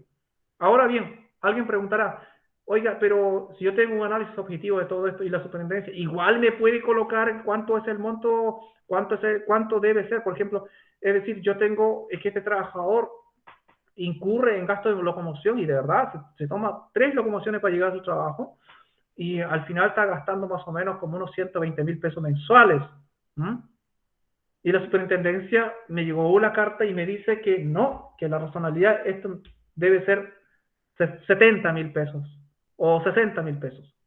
Entonces, de ahí resulta importante lo que le venimos diciendo anteriormente en los otros ítems respecto de la razonabilidad. Puedo plantar de cara a la superintendencia y demostrar respecto de cada uno de los trabajadores incurridos y sustentar con todos los análisis objetivos y la evaluación objetiva hecho de cada trabajador que este trabajador gasta tanto, este tanto, no todos gastan lo mismo, entonces puedo defender. Volviendo al ejemplo, no se pudo hacer esa defensa porque el empleador incurrió, ¿cierto?, en el aumento o abultamiento de estos ítems, como les señalé anteriormente. ¿Y qué hace la superintendencia? Fácil. Aquí tenemos los tres factores. Ellos tienen un promedio, un margen. Ellos simplemente dan por hecho un base, ¿ya? Dan por hecho un base, y respecto de esto dicen, todo lo que excede de esto, ok, como alguien dijo por ahí, tiran la pelota al otro lado de la cancha, a la cancha del empleador. Sea el empleador quien tiene que justificar objetivamente cómo es que sustenta estos ítems pagados en los montos pagados. Pero como superintendencia dice simplemente, a ver, tenemos, como fue en el caso, tenemos, en el caso del ejemplo real, había más o menos en un orden de, no sé, de 50 millones el total, porque ni siquiera es por trabajador, es por el total, toma los libros, el total, lo que excede, por lo tanto, estos 50 millones que exceden están sujetos y tienen el carácter de remuneración, ojo, tienen el carácter de remuneración, por lo tanto, están sujetos a las cotizaciones previsionales que corresponden. Y en consideración a lo anterior, además, un ingrediente adicional, de forma retroactiva. Creo que eran 2, 3 años más o menos, de forma retroactiva. ¿Usted se imagina cuánto es el monto? No solamente del monto que debió haber pagado, los intereses y los reajustes. Sin perjuicio que con un reclamo te pueden condonar esos intereses. Pero ¿cuánto queda al final? Por eso, de ahí la importancia de la razonabilidad. No da lo mismo poner cualquier monto. No da lo mismo hacer una cuadratura. No da lo mismo. No da lo mismo. No, es que no ha pasado nada. Es que siempre ha sido así. Esa respuesta. No ha pasado nada. Siempre ha sido así. Bueno, el uno que no haya pasado nada y que siempre haya sido así, no significa que no vaya a pasar. Es que además tenemos buena relación con trabajadores. Sí, pero aquí no estamos viendo ni siquiera participación del trabajador. Aquí estamos viendo, el trabajador de hecho ni siquiera sabe. Estamos viendo la participación directamente de una entidad pública como la Superintendencia de Seguridad Social. Por lo tanto, es importante. Es importante, ¿ok? Dicho lo anterior, bueno, tenemos un dictamen también de la Dirección de Trabajo que se pronuncia respecto de esa materia. Seguimos. Los viáticos. Los viáticos. ¿Qué nos dice en cuanto a los viáticos? ¿Sí? Dice que son los gastos por ausentarse del lugar de trabajo habitual, los gastos de alimentación, alojamiento, traslado, gastos de traslado del trabajador y su familia que vivan con él por efecto de prestar servicios, que eso nos señala el artículo 53 del Código del Trabajo. Pero también es curioso el uso de estos ítems. En la práctica dice, generalmente se ocupa al menos 3 o 4 ítems como asignaciones que no constituyen remuneración, movilización, colación, viático, desgaste de herramientas. Por excelencia, los 3, movilización, colación, viático. Pero, como bien esto ya está regulado, ¿cierto? Como leímos en el artículo 53 del Código del Trabajo, el viático tiene un objetivo, tiene un fin, que es resarcir los gastos en que incurre el trabajador. ¿Y qué gastos? Alimentación, alojamiento, traslado, gastos de alimentación, alojamiento, traslado de él, de su familia, que viva con él, ¿cierto? Que se traslade de su lugar de trabajo a otro lugar de trabajo, a otro lugar, de una comuna a otra ciudad, tal vez. Pero no estamos hablando de cualquier traslado. Estamos hablando de los traslados en que él no pueda volver a su lugar. Entonces, el objetivo es compensar justamente esos gastos que realmente incurre el trabajador con ocasión de la prestación de sus servicios. No es cualquier gasto. Volvemos a los comentarios anteriores. No es un tema de cuadre. No es un tema de cuadre. ¿Sí? Tiene que cumplirse el objetivo. Por lo tanto, la pregunta que nos hacemos es, si pago por viático, y los viáticos, ¿cuánto es el monto? Monto razonable. Porque no es lo mismo que un trabajador que presta sus servicios, una empresa que tiene su domicilio en la quinta región, o vamos a decir al revés, tiene su domicilio en Santiago, y tiene una obra, una faena, o una oficina, o una sucursal en la quinta región. Y el trabajador prestaba sus servicios en Santiago, pero ahora debe ir, ya sea en la sucursal que tienen en la quinta región, pongamos en este caso Viña del Mar, Valparaíso, ¿ya? O puedes poner otra ciudad. No es lo mismo que, por supuesto, de hecho hay casos donde el trabajador que en estas regiones se trasladan todos los días, pero por regla general, el trabajador, o sea, si es de la región metropolitana, por regla general, hay excepciones, por regla general, vive en la región metropolitana. Entonces, con ocasión de ese traslado, con ocasión de cumplir esa función, efectivamente se va a la nueva región, ¿cierto? Eh, pero no es lo mismo pagar el viático por estos conceptos, ¿sí? Que a un trabajador seguramente que vaya trasladado a una región que esté más distante. La Serena o hacia el sur, Temuco, no lo sé. Biobío, no sé, no lo sé. ¿Ok? Entonces, por lo tanto, los gastos sin que incurra tienen que ser razonables y también debe ser sustentable. ¿Sí? Debe ser sustentable. Uno de los gastos que puede abultar, por lo tanto, en este ítem no hay un monto, ojo, no hay un monto, ¿ah? Porque tiene que estar sustentado en función de esos gastos. El gasto de alojamiento. No es lo mismo que se va a ir por un día, por 2 días, 3 días o una semana. No es lo mismo. O no es lo mismo que se va a ir, prácticamente se va a quedar 3 meses. No es lo mismo, ¿ya? No es lo mismo. Ahora, hay una pregunta que nos hacemos. ¿Le vamos a pagar por viático? El trabajador, la empresa tiene su casa matriz y el trabajador prestado servicio en Santiago. Ahora le vamos a mandar a Valparaíso o a Viña del Mar. ¿Ya? Pero además de pagar viático, seguimos pagando asignación de movilización, seguimos pagando asignación de colación. Cuando ya en el concepto de viático están incluidos estos gastos. Por lo tanto, estamos gasto sobre gasto que puede ser tranquilamente y válidamente objetado. ¿Quién puede objetar? La Superintendencia de Seguridad Social, como lo vimos anteriormente. Puede objetarse, ¿ya? Por lo tanto, hay que también ser objetivo al momento de proponer el monto. Si pagas viático, entonces, ¿cuál es la relación que pagas colación y movilización aparte? No se entiende, no se entiende. Si ya dentro del viático, porque por regla general, volvimos a los comentarios anteriores, es un tema de cuadre, por el efecto de cuadre, ponle esto, y la verdad, hasta en el cuadre se falla. Son cosas mínimas, sencillas, hasta en aquello se cometen errores garrafales. Seguimos. Indemnizaciones del artículo 163, que tampoco constituyen remuneración conforme al artículo 41 del Código de Trabajo. ¿Cuáles? Los años de servicio. ¿Ya? Esto solamente lo vamos a mencionar porque no es objeto de la charla. ¿Ya? Los años de servicio, ¿no es cierto? Que las partes hayan convenido. Volvemos a insistir al principio. La ley no prohíbe que los montos pactados sean superiores a lo legal. Todo lo que esté en beneficio del trabajador, la ley lo permite. Todo lo que esté en contra, la ley lo regula y lo protege. ¿Ya? Entonces, si es que las partes no han pactado ningún monto, y es, ojo, las partes pueden pactar un monto, pero ese monto no puede ser inferior a lo que la ley señala. No puede ser inferior a lo que la ley señala. No se vaya a interpretar que, ok, si las partes pueden pactar, perfecto, podemos pactar menos de lo que señala. No, es imposible.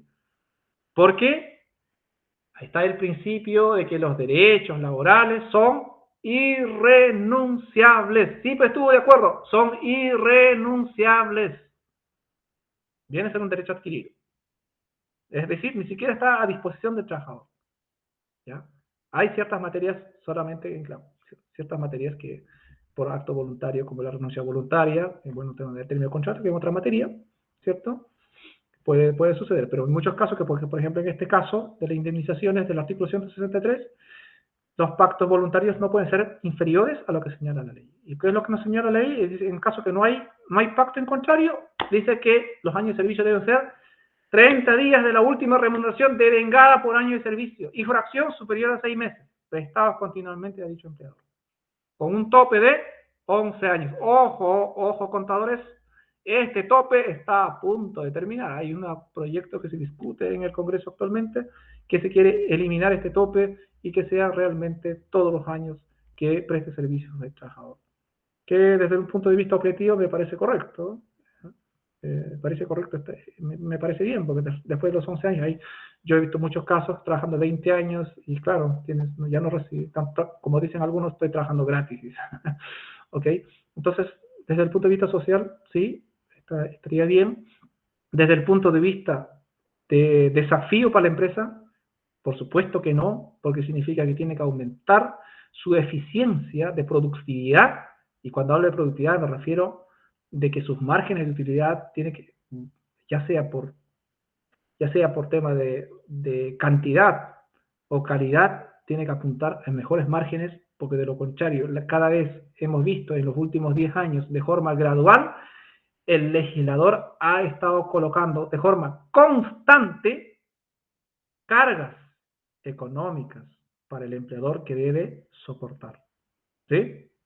Por lo tanto, muchas veces esas cargas son, sobre todo para las pymes, son difíciles, muy difíciles de llevar. De hecho, es la razón por la cual muchas veces, de forma ilegal, por supuesto, muchas veces no existen contratos de trabajo en muchos espectros de la pyme, ¿ah?, de nuestra sociedad, ¿ya? Porque las cargas son altísimas, ¿sí? Son altísimas, son cada vez más altas, cada vez están subiendo más, por ejemplo, en materia de seguridad social, ¿sí? Inclusive, bueno, ustedes lo saben ya, en materia de cotizaciones, para con tal de financiar una financiación compartida, que es un objeto de otra materia, ¿no es cierto? Pero las cargas para el empleador son altas.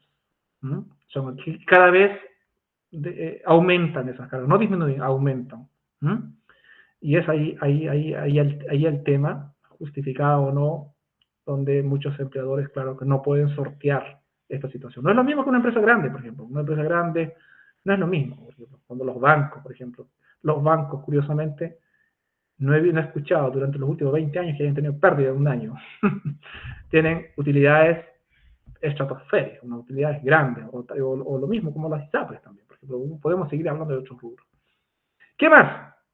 Esto es una modificación que se introdujo hace no mucho tiempo respecto de los contratos por obra o faena vigentes por un mes o más. Tienes derecho, ¿cierto?, al pago de 2,5 días de remuneración por cada mes trabajado y fracción superior a 15 días. ¿Sí? Encuentro bastante justo. Esto es un título aparte, aparte estos comentarios son aparte, ¿cierto?, que estamos saliendo un poquito de la materia, pero a título de comentario para ustedes, ¿ah? Había mucho abuso en este sentido. Había muchísimo abuso. Yo he conocido casos de trabajadores contratados por esta vía del contrato por obra faena, trabajando ya prácticamente como 10 años, y durante todo ese tiempo, de forma irregular, tienen un contrato de trabajo, pero con finiquitos cada 6 meses, cada 8 meses, y nunca percibieron ningún peso por efecto del tiempo de servicio. Y como siempre tarde, nuestro legislador se da cuenta, siempre tarde, a función de los reclamos sindicales, organizaciones, ONGs, particulares, de todo ese reclamo que se produce, recién se reguló esta parte para no dejar tan desprotegido al trabajador, que de verdad es injusto. Un trabajador obra y faena lleva trabajando como 5 años y después lo finiquitan y no tiene derecho a un peso. Obviamente que es discutible, porque si ese trabajador reclama judicialmente, tiene un 97% de ganar el juicio. Y eso lo digo con propiedad. ¿Sí? Es mucho más, la posición es más favorable cuando yo tengo que defender. Pues yo cuando litigo, defiendo tanto al empleador y tanto al trabajador. Así que me toca de ambos lados. Estoy en un lado, a veces estoy de la otra vereda. Pero cuando tengo que defender al trabajador, la vereda es más favorable, porque las leyes están hechas en un 97% en favor del trabajador. Pero también nos encontramos con otros aristas, con otros ítems que uno tiene que considerar. No solamente es ganar, sino cumplir un objetivo, que es percibir. Si no se cumple el objetivo, no tiene mayor sentido ganar. Dicho lo anterior, entonces cierro este paréntesis. Tenemos tampoco constituir remuneración, esta indemnización que corresponde a los contratos por obra o faena, ¿sí? Las indemnizaciones de trabajadores de casa particular Bien. Que es financiado por parte del empleador a todo evento. También esta es una modificación no tan lejana. La indemnización sustitutiva de aviso previo, equivalente a la última remuneración de vengada. ¿Ya? Vamos avanzando porque estamos, wow, increíblemente, parece que nos explayamos mucho, pero espero poder terminar. Estamos bastante pasados de la hora. Era 1 hora, pero estamos más que la hora y espero poder terminar. Vamos a avanzar rápido. Los descuentos legales, el artículo 58 del Código de Trabajo, el empleador deberá deducir de las remuneraciones, ¿cierto?, los impuestos que le agraven, las cotizaciones de seguridad social, las cuotas sindicales, obligaciones con instituciones de previsión o con organismos públicos. Está regulado en el artículo 58 respecto a estos descuentos. Seguimos, el cálculo del impuesto único al trabajo, que también fue objeto de la publicación, ¿no es cierto? ¿Qué nos señala?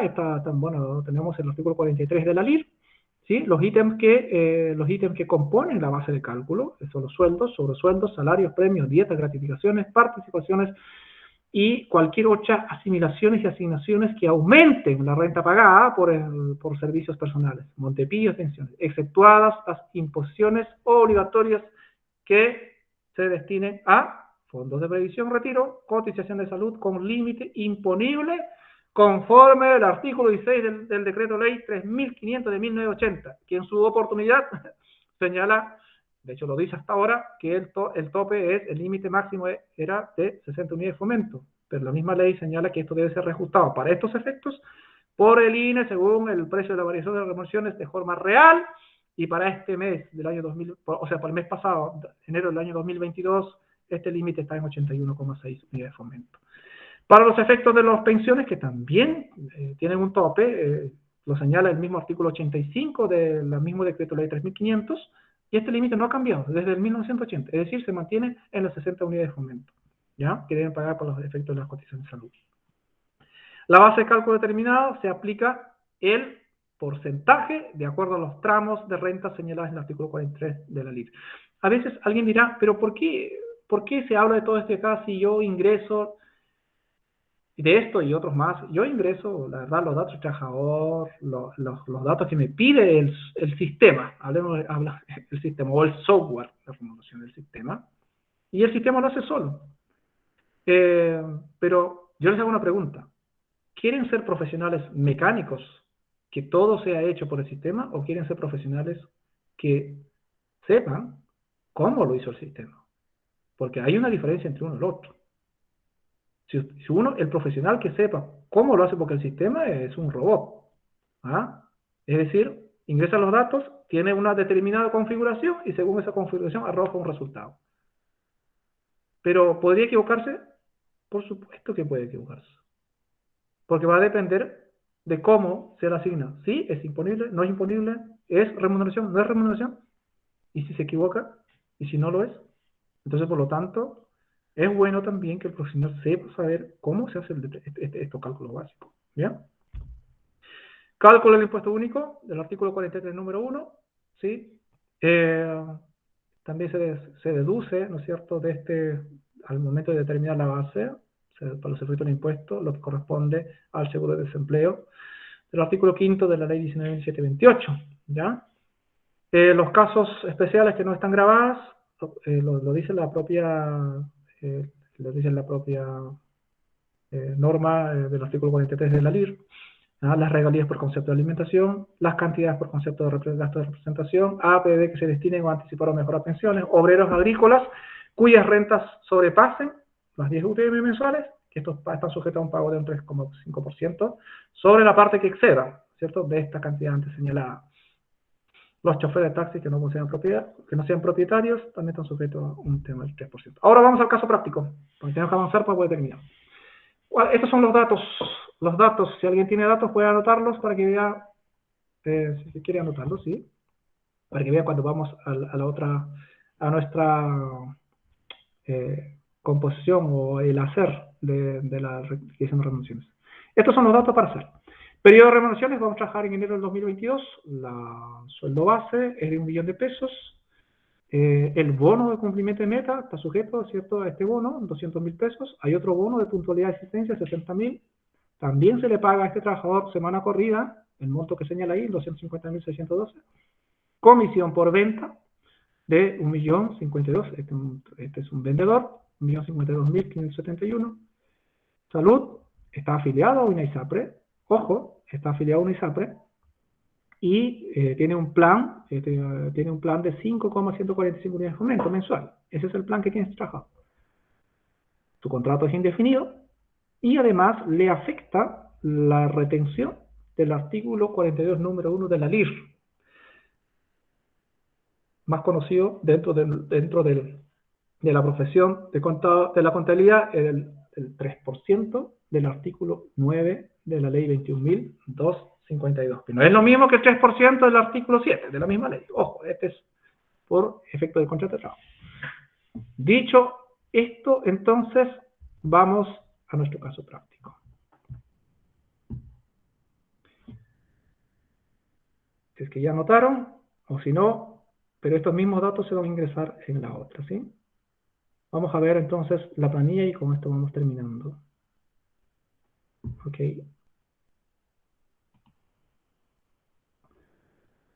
Por favor, si alguien me puede responder, ¿ven la planilla Excel? Sí se ve. Perfecto. Entonces, aquí vamos al caso práctico. Ya. Entonces dijimos, aquí tenemos, como vimos, la estructura dentro del PowerPoint, ¿cierto? La estructura, tenemos la identificación del empleador. ¿Sí? Es importante identificar al empleador. Y este es un consejo, esto es en materia de prueba, ¿ya? En materia de prueba. Es importante, ¿ya? Casi todas las software de remuneración lo hacen, pero es importante que ustedes lo sepan. Tenemos el título de enero y yo aquí agregué, hice mi propio cuadro más completo, tal cual como está en el otro lado también, ¿ya? Donde tenemos los datos del trabajador, tenemos su cédula de identidad, tenemos el cargo, que es vendedor, tenemos su institución previsional, ¿sí? La institución de salud, que dijimos, están los datos del otro lado, 7,145 unidades de fomento mensual. Tenemos el valor de la unidad de fomento, ¿ya? Y por este otro lado también tenemos el valor de la UTM, que para este caso probablemente no nos va a incidir mucho. La fecha de ingreso, el centro de costos, que está asignado, si es que tiene centro de costos, obviamente, la empresa. Los días trabajados, el mes completo. Y aquí tenemos tres cuadros que yo agregué, que tenemos la base imponible para los efectos previsionales, tenemos la base tributaria para los efectos de cálculo del impuesto único, y este dato también importante, que sirve como una referencia, el tope de gratificación. ¿Sí? El tope de gratificación. ¿Ya? Que para el mes de enero aumentó este monto. Ojo, por si acaso, no vaya a pensar que alguien tenga todavía en mente cuál era el tope de gratificación en el mes de diciembre del año 2021. ¿Sí? Recordemos cuánto era el tope de gratificación. Era en términos que uno puede entender, un doceavo de 4,75 ingresos mínimos mensuales. Ese es un tope de gratificación. ¿Ya? Entonces, aquí tenemos ya ingresado. Tenemos que el sueldo base es de 1.000.000 de pesos. ¿Sí? Tenemos el sueldo base. Voy a ponerlo así. ¿Ya? Tenemos el sueldo base. Tenemos el bono de cumplimiento de meta. Aquí, los 200.000 pesos que habíamos puesto dentro del ejemplo anterior. O dentro de los datos, el bono de puntualidad y asistencia, 60.000 pesos. La semana corrida, que son la compensación, ¿cierto? De los sábados y domingos, en que se deja que trabaja, en este caso el comisionista, que está sujeto a este pago. No todos están sujetos a este pago, lo saben, ¿cierto? Muchos, y creo que lo saben aquí. Tenemos las comisiones por ventas, ese es un monto de comisión, no tiene horas extras, los quitamos, no está dentro de los datos. Y la gratificación, este empleador se acogió al sistema de pago del artículo 52 del Código de Trabajo, esto es, con el anticipo del 25%, con el tope que señala la ley.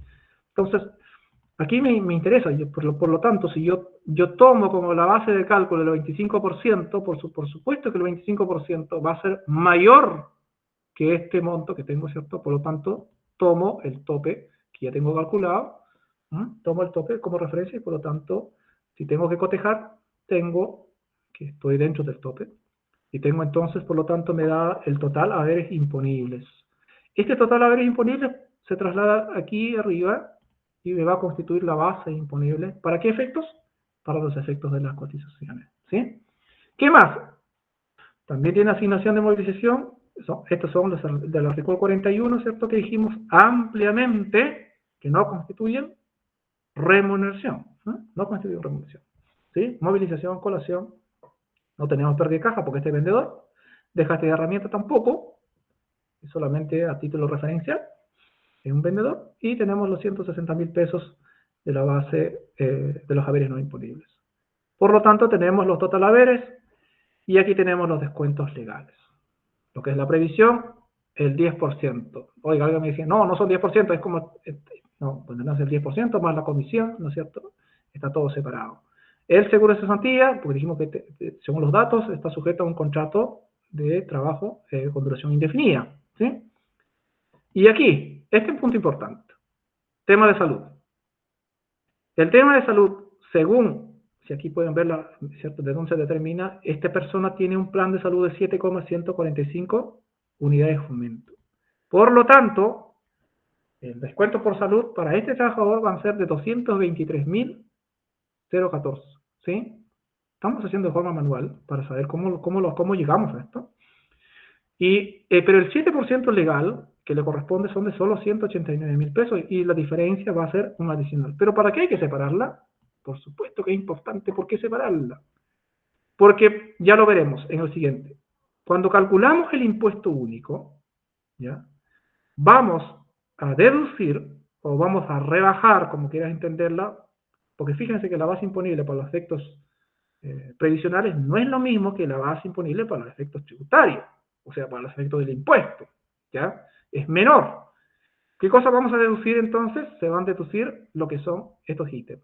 Lo que es previsión, vamos a deducir previsión, todo lo que es su comisión, vamos a deducir también el seguro de cesantía, y aquí está el punto. En materia de salud, solo puedes deducir correspondiente al 7%, no puedes deducir el total, solo puedes deducir hasta el 7% como tope en materia de salud. Por lo tanto, el adicional, eso no es parte de la deducción. Entonces, llegado a esto, con esas deducciones que aquí tenemos, nos va a dar una base tributable de 2.186.821. Esos 2.186.821 los vamos a llevar a la tabla, ¿no es cierto?, que está hecho, que está dispuesto en el Servicio de Impuesto Interno para ver cuál es la tasa. A ver, yo no sé si me va a permitir, ¿no?, si puedo compartir esto. ¿Sí? Aquí vemos la tabla. Lo vamos a ver en enero. Y estamos enero 2022.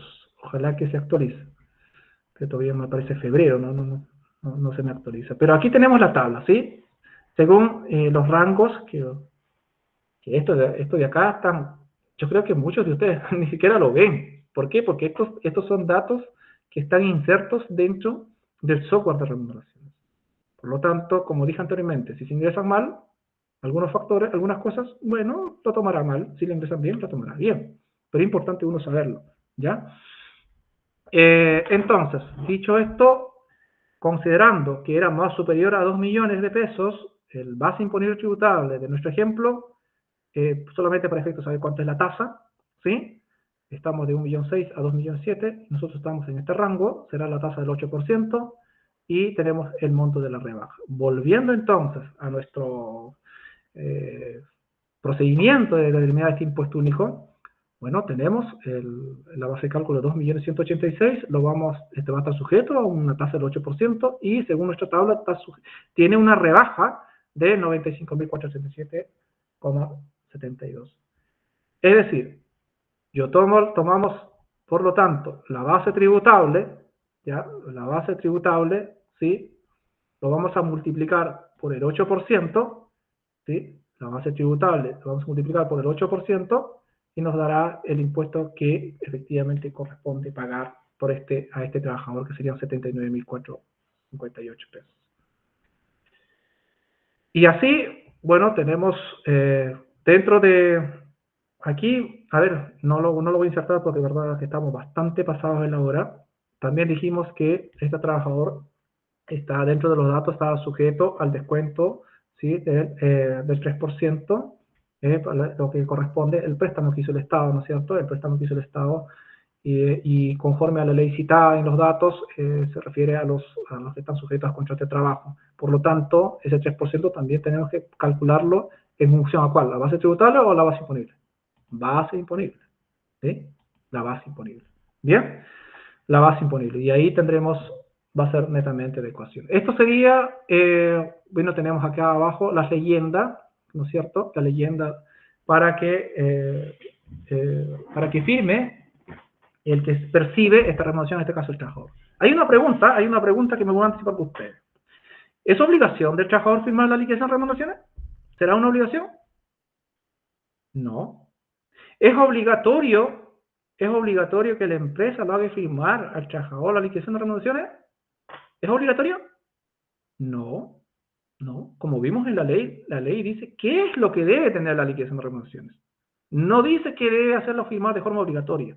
Alguien me va a preguntar entonces, ¿y por qué entonces se hace firmar? Materia de prueba.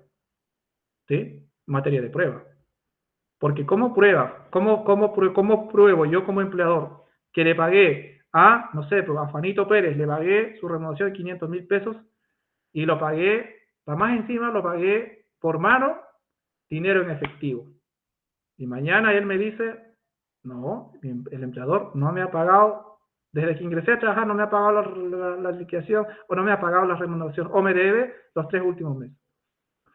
Y como la ley, le dije hace un momento, está hecho 97% en favor del trabajador y con obligación de hacer para el empleador, entonces, y dentro de la facultad que la misma ley, según el artículo 4 y 7 del Código del Trabajo, que dice que tiene la facultad el empleador de dirigir, organizar, representar la empresa, ¿cierto? Porque es más o menos casi que el legislador le dice al empleador, oiga, usted debe tomar todas las medidas que corresponden en materia laboral para que pueda demostrar que usted cumplió con las obligaciones. Por lo tanto, por un tema de prueba, no por una obligación legal, es que se pide que firme la liquidación de remuneraciones. ¿Ok? Dicho eso, entonces estamos terminando, y bastante extenso ¿sí? Bastante extenso, pero eso es el objeto de la charla y creo que nos hemos extendido bastante y yo les agradezco su participación, agradezco el tiempo dedicado en esto, espero que haya sido un aporte para cada uno de ustedes en el bagaje del conocimiento y sobre todo en los conocimientos más que estructurales, sino conocimiento de práctica con efectos jurídicos que va a incidir bastante al momento que ustedes desempeñen, tanto ya sean como asesores o sean como trabajadores. No sé cuál es la calidad que ustedes tienen dentro de la estructura económica de nuestra sociedad, ¿ya? Pero espero que haya sido un aporte y por mi parte eso sería todo, y nuestro moderador no ha podido Guido, ¿me proceder. escucha? Ahora sí, sí puedo Perfecto. acceder. Ok, Elías, entonces yo termino con esto, Sí, termino no la te vayas todavía. presentación. Ha sido bastante Eh, extenso y vamos a dejar solamente por el tema de la hora, vamos a ver si es que hay alguna pregunta, vamos a responder algunas preguntas, a ver si yo voy a mutear, voy a salir de esta presentación, voy a mutearme para que no se interfiera y tú diriges si es que hay alguna pregunta que podamos responder. Por favor, tengan la confianza y a la medida de la posibilidad que sea, si es cierto que se den las cosas, yo estoy disponible para poder colaborar con ustedes. Ha sido un gusto poder participar y espero si es las preguntas que hay para responder. Bien, termino la presentación. Gracias por tu tiempo, Guido. Bueno, ahora los chicos van a hacer preguntas. Los que tengan las preguntas anotadas, la pueden hacer ahora, chiquillos. Y disculpen una vez más por el retraso, de verdad que tuvimos problemas técnicos, pero estuvo muy buena la charla, de verdad que me costó sacarle su tiempo a Guido, pero acá está, pues, acá lo tenemos. Y bueno, tienen las preguntas, todas las preguntas que quieran hacer, pueden escribir o pueden activar su audífono para que puedan hablar, pueden hablar también. Así que abierto a todas las preguntas.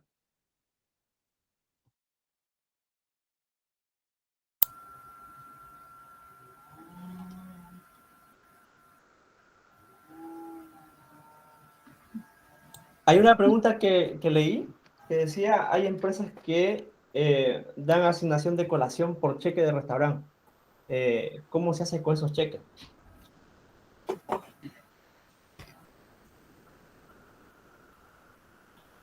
Sí, Ido, ¿no nos escucha? Sí, a ver si se puede repetir la pregunta. Sí, hay una ¿A qué se pregunta que yo... refiere si esas asignaciones de cheques? La pregunta va orientada en función si esto debe ir dentro de la liquidación de remuneraciones, debe ser por fuera o es para efectos del impuesto único. Más o menos, si puede completar la pregunta, por favor. Claro, eso decía como a grandes rasgos qué pasa con los cheques de restaurante. Bueno, lo podemos abordar en los cheques restaurantes. Estamos viendo que cumple el objetivo de que lo es resarcir o solventar o restituir el gasto que el trabajador incurre en este concepto, que es el concepto de alimentación. Entonces, desde ese punto de vista, esos montos que se pagan por cheque, tranquilamente tienes dos vías. Tienes dos vías. La vía de la liquidación de remuneraciones, o sea, la puedes considerar, o pasarlo directamente al gasto.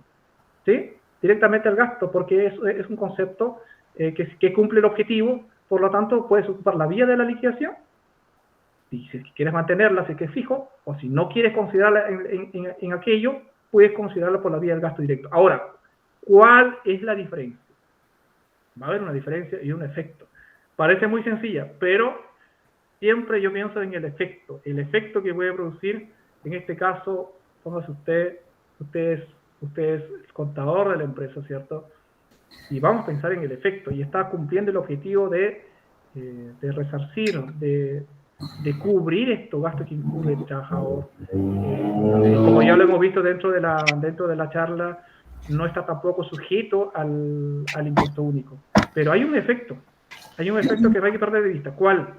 La del artículo 173 del Código de Trabajo. Es decir, si lo consideramos dentro de la liquidación de remuneraciones, para todos los efectos legales que corresponden para el cálculo de las indemnizaciones que nos dice el artículo 173 del Código de Trabajo, dice que debe ser todo lo que esté percibiendo el trabajador al momento de terminar su contrato de trabajo. Por lo tanto, montos que son ítems que están cumpliendo un objetivo y están totalmente aceptados, si lo haces mal, podrías estar, vamos a esta palabra, mal, o cometes el error, como quieras atenuar el mensaje, podrías estar grabándole a tu cliente o grabando a tu empleador, ¿cierto?, con una carga adicional, sumando estos bases de cálculo para los efectos de las indemnizaciones.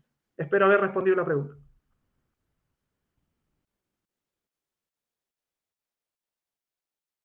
¿Alguna otra pregunta? Hay alguien que decía, y por ahí respondieron igual, hola, ¿el sueldo mínimo es bruto o líquido? Y por ahí respondieron algo.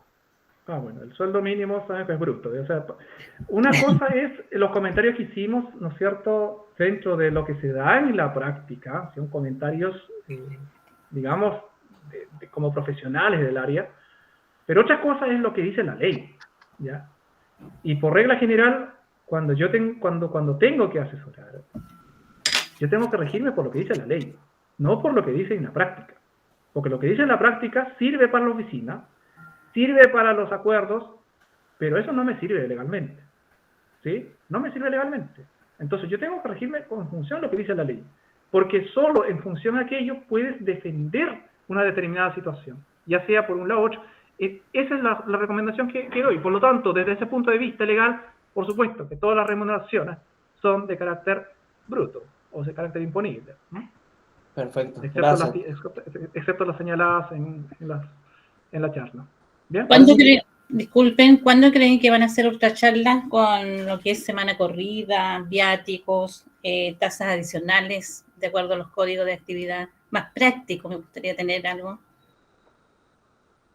Eso seguramente va a estar comunicando Elías, porque está organizando esto. Estoy colaborando con esto y seguramente que se va a dar probablemente en algún momento, ¿ya? Sin perjuicio que, desde luego, que estamos estructurando, nosotros también dictamos los cursos donde se abordan más a profundidad cada una de las materias, porque la verdad que ahora estuvimos como cerca de 2 horas, y vimos solamente vimos lo que es la liquidación de remuneraciones. Esto es solo una parte de todo lo que compone nuestro sistema laboral. Es bastante amplio y por lo tanto requiere atender materia por materia, pero no en una hora, tiene que ser en un tiempo mayor. De hecho, nosotros tenemos, como digo, estructurado algunos cursos que vamos a dictar en esa materia. Probablemente Díaz va a estar en algún momento informando al respecto. Sí, respecto a los cursos, se va a informar más adelante. Así que para que estén atentos ahí al grupo de ayuda al contador, que ha crecido harto el grupo. Sí, correcto. Lo ideal sería más práctico porque uno igual tiene un poquito de conocimiento y la verdad es que fue muy buena la charla, los felicito. Para mí especialmente, yo ya entiendo bastante, pero igual quedan cosas en el tintero uno sin resolver. Entonces, aquí salimos de algunas dudas. Por eso me gustaría, yo justo llevo muchos transportistas que no son grandes, pero tienen 1 o 2 camiones y hay que pagar viático, hay que pagar semana corrida, entonces eso me confunde un poco. Y eso es lo que yo quiero, aunque estuviesen cursos que no sean tan caros, uno lo puede adquirir, pero ahí de repente salen cursos demasiado caros y lo que uno gana no es como para pagar. Claro, Esa es la claro. idea. Sí, esa es la idea, se entiende de todas maneras. Además, la gran mayoría de los que estamos en el grupo de ayuda al contador Chile, vemos pymes, pues, MIPES, pymes, chicas, Claro. y es lo que más mueve a nivel nacional. Pues. Vamos a estar informándote en tu caso, María Eugenia. Ya Sí, te vamos a correcto. informar de lo que vamos a hacer. Pues. Capaz te Ya, te lo sirva. agradezco. Sí. Me encantó la charla, la verdad es que eso lo felicito. Muy bueno, explica muy bien, señor Rivera, muy claro, lo entiendo, así que no tengo problema para tomar su charla. Ya, perfecto, gracias. Vamos a más preguntas, hay más escritos. A ver qué dice. A ver, más gracias. Dice, ¿es necesario que en la liquidación de sueldo lleve el cargo de cada trabajador? ¿La ley nos exige, Ido, o es por tema de orden nada más? Bueno, a ver, dijimos una palabra clave ya dentro de la charla. Bueno, yo he repetido varias palabras claves, espero que haya quedado dentro, ojalá que recuerden esas palabras, porque no están en ninguna ley, no están en ningún lado. Uno aprende tanto en la práctica, tanto en la litigación, en un conjunto de cosas. La razón por la cual debe estar el cargo del trabajador es importante. Yo le voy a poner un ejemplo. No es que la ley lo obliga, sino que el empleador, conforme dijimos a la facultad que le otorga la propia ley, el artículo 4 al 7 del Código de Trabajo, de esta dirección, ¿cierto?, de administración de la empresa, y debe tomar todos los resguardos que corresponden. ¿Para qué? Para poder acreditar, probar que cumplió con la obligación impuesta por el legislador respecto del trabajador. Dicho lo anterior, le voy a poner un ejemplo. Dijimos que el cargo, la asignación como una asignación no imponible, ¿cierto? Una asignación no imponible, que está sujeto a un cargo. ¿Cuál era? La asignación de la pérdida de carga. Está sujeto al cargo. Por lo tanto, si no le colocas el cargo dentro de la liquidación de remuneraciones, y ese trabajador tiene 10 años trabajando, pero en su contrato no dice que es cajera, sino que en su contrato dice que es otro cargo. ¿Cómo construyes tu defensa frente a una determinada situación? Sobre todo, una objeción que te haga la Superintendencia de Seguridad Social, como ya lo hemos visto anteriormente. Por lo tanto, desde el punto de vista práctico, en algún momento, ¿cierto?, como para este caso, te va a servir el cargo. La ley no lo obliga. La ley obliga solo 3 cosas que ya lo hemos visto latamente, lo hemos analizado, las 3 cosas que obliga la liquidación. No obliga a que le diga el cargo, pero sí, para efectos de temas prácticos, para efectos de prueba, recomiendo que vaya. Perfecto, muchas gracias. Hay otra pregunta que dice, cuando el mes tiene 31 días y el trabajador tiene licencia de 20 días, ¿los días trabajados serían 10 o 11? ¿Y la norma, eso cómo lo ves de acuerdo a tu experiencia? Bueno, en materia de cómputo de los días trabajados que nos dice la legislación, nuestra legislación decide que para todos los efectos del cómputo se entiende que los meses tienen 30 días. Hay que partir de esa base. ¿Ya? Para todos los efectos legales, el mes tiene 30 días. Por lo tanto, si estuvo con licencia 20 días, o ¿cuánto dijo no sé, 20 días o 21? ¿Cuánto fue lo que dijo la pregunta? Dice que estuvo con licencia 20 días. Bueno, Sí. si tuvo con 20 días, por lo tanto lo que corresponde pagar son 10. 11 días. 10 días. Conforme a la legislación, 10 días le corresponde pagar, no 11. Ya. Ya. Bueno, a ver, otra pregunta.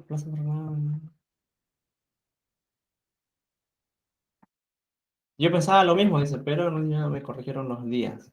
Ya. Ahora, una cosa es verlo desde el punto administrativo. Ojo, desde el punto de vista administrativo pueden ocurrir muchas cosas, pero nuestra respuesta tiene que ser jurídica, es decir, tiene que tener un sustento objetivo, ¿ya? Y dicho lo anterior, si la ley nos dice que para todos los efectos legales se considera que los meses tienen 30 días, y si una persona tuvo con licencia médica 20 días, por lo tanto lo que corresponde pagar es el saldo, independiente sean 11. Porque ¿qué pasa, por ejemplo, si es que el trabajador, vamos a suponer que esa licencia justo ocurrió en el mes de febrero y el febrero no tiene 31? ¿Ah? Claro, Febrero no tiene 31, tiene solamente 28 días. Estuvo con 20 días, ¿cuánto le tiene que pagar? Bueno, el saldo que 10 días. corresponde. 10 días, ¿no? Obviamente. Ahí está el tema. Claro, uno ¿Ok? sabe en la práctica y por ahí como que le paga un día más o un día menos. Siempre nuestro sustento tiene que ser objetivo. Vuelvo a insistir. Probablemente yo repito esto porque sea litigante, pero siempre tiene que ser objetivo. Y objetivo significa que tiene que ser un sustento bastante fuerte, ¿ya? No hay problema que el empleador pague más de lo que dice, lo que nos señala la ley. No hay problema que el empleador pague más de lo que el legislador le ha impuesto. Pero eso es una mera liberalidad. No es una obligación legal, es una mera liberalidad. ¿Trae sus efectos? Por supuesto que trae, pero no me voy a ampliar eso porque es todo un tema. Todo un tema. ¿Bien? Espero haber respondido a la pregunta puntual. Perfecto. ¿Alguien tiene más dudas, chiquillos? Si alguien puede activar su micrófono o puede escribir, que ya estamos ya terminando para que descanse Ido. Y bueno, vamos a estar informándole todo lo que viene. Vamos a ver si subimos a YouTube, crear un canal para estos videos. Yo creo que les va a servir muchísimo. De verdad que la base o el fundamento que ocupó Ido, por lo menos a mí me sirve. Voy a tener que ver de nuevo el video. Y bueno, si ya no hay más dudas, chicos, bueno, esto es todo por hoy. Espero que haya sido de agrado para ustedes, que el tiempo que invirtieron les haya servido, ¿cierto? Aclarado capaz por ahí algunas dudas. Y bueno, que tengan buen día. Hasta pronto, chiquillos. Muchas gracias. Que estén muy bien. Buenas noches. De nada, hasta luego. Gracias. Cuídense. Gracias. Buena Adiós. charla. Gracias. Bueno.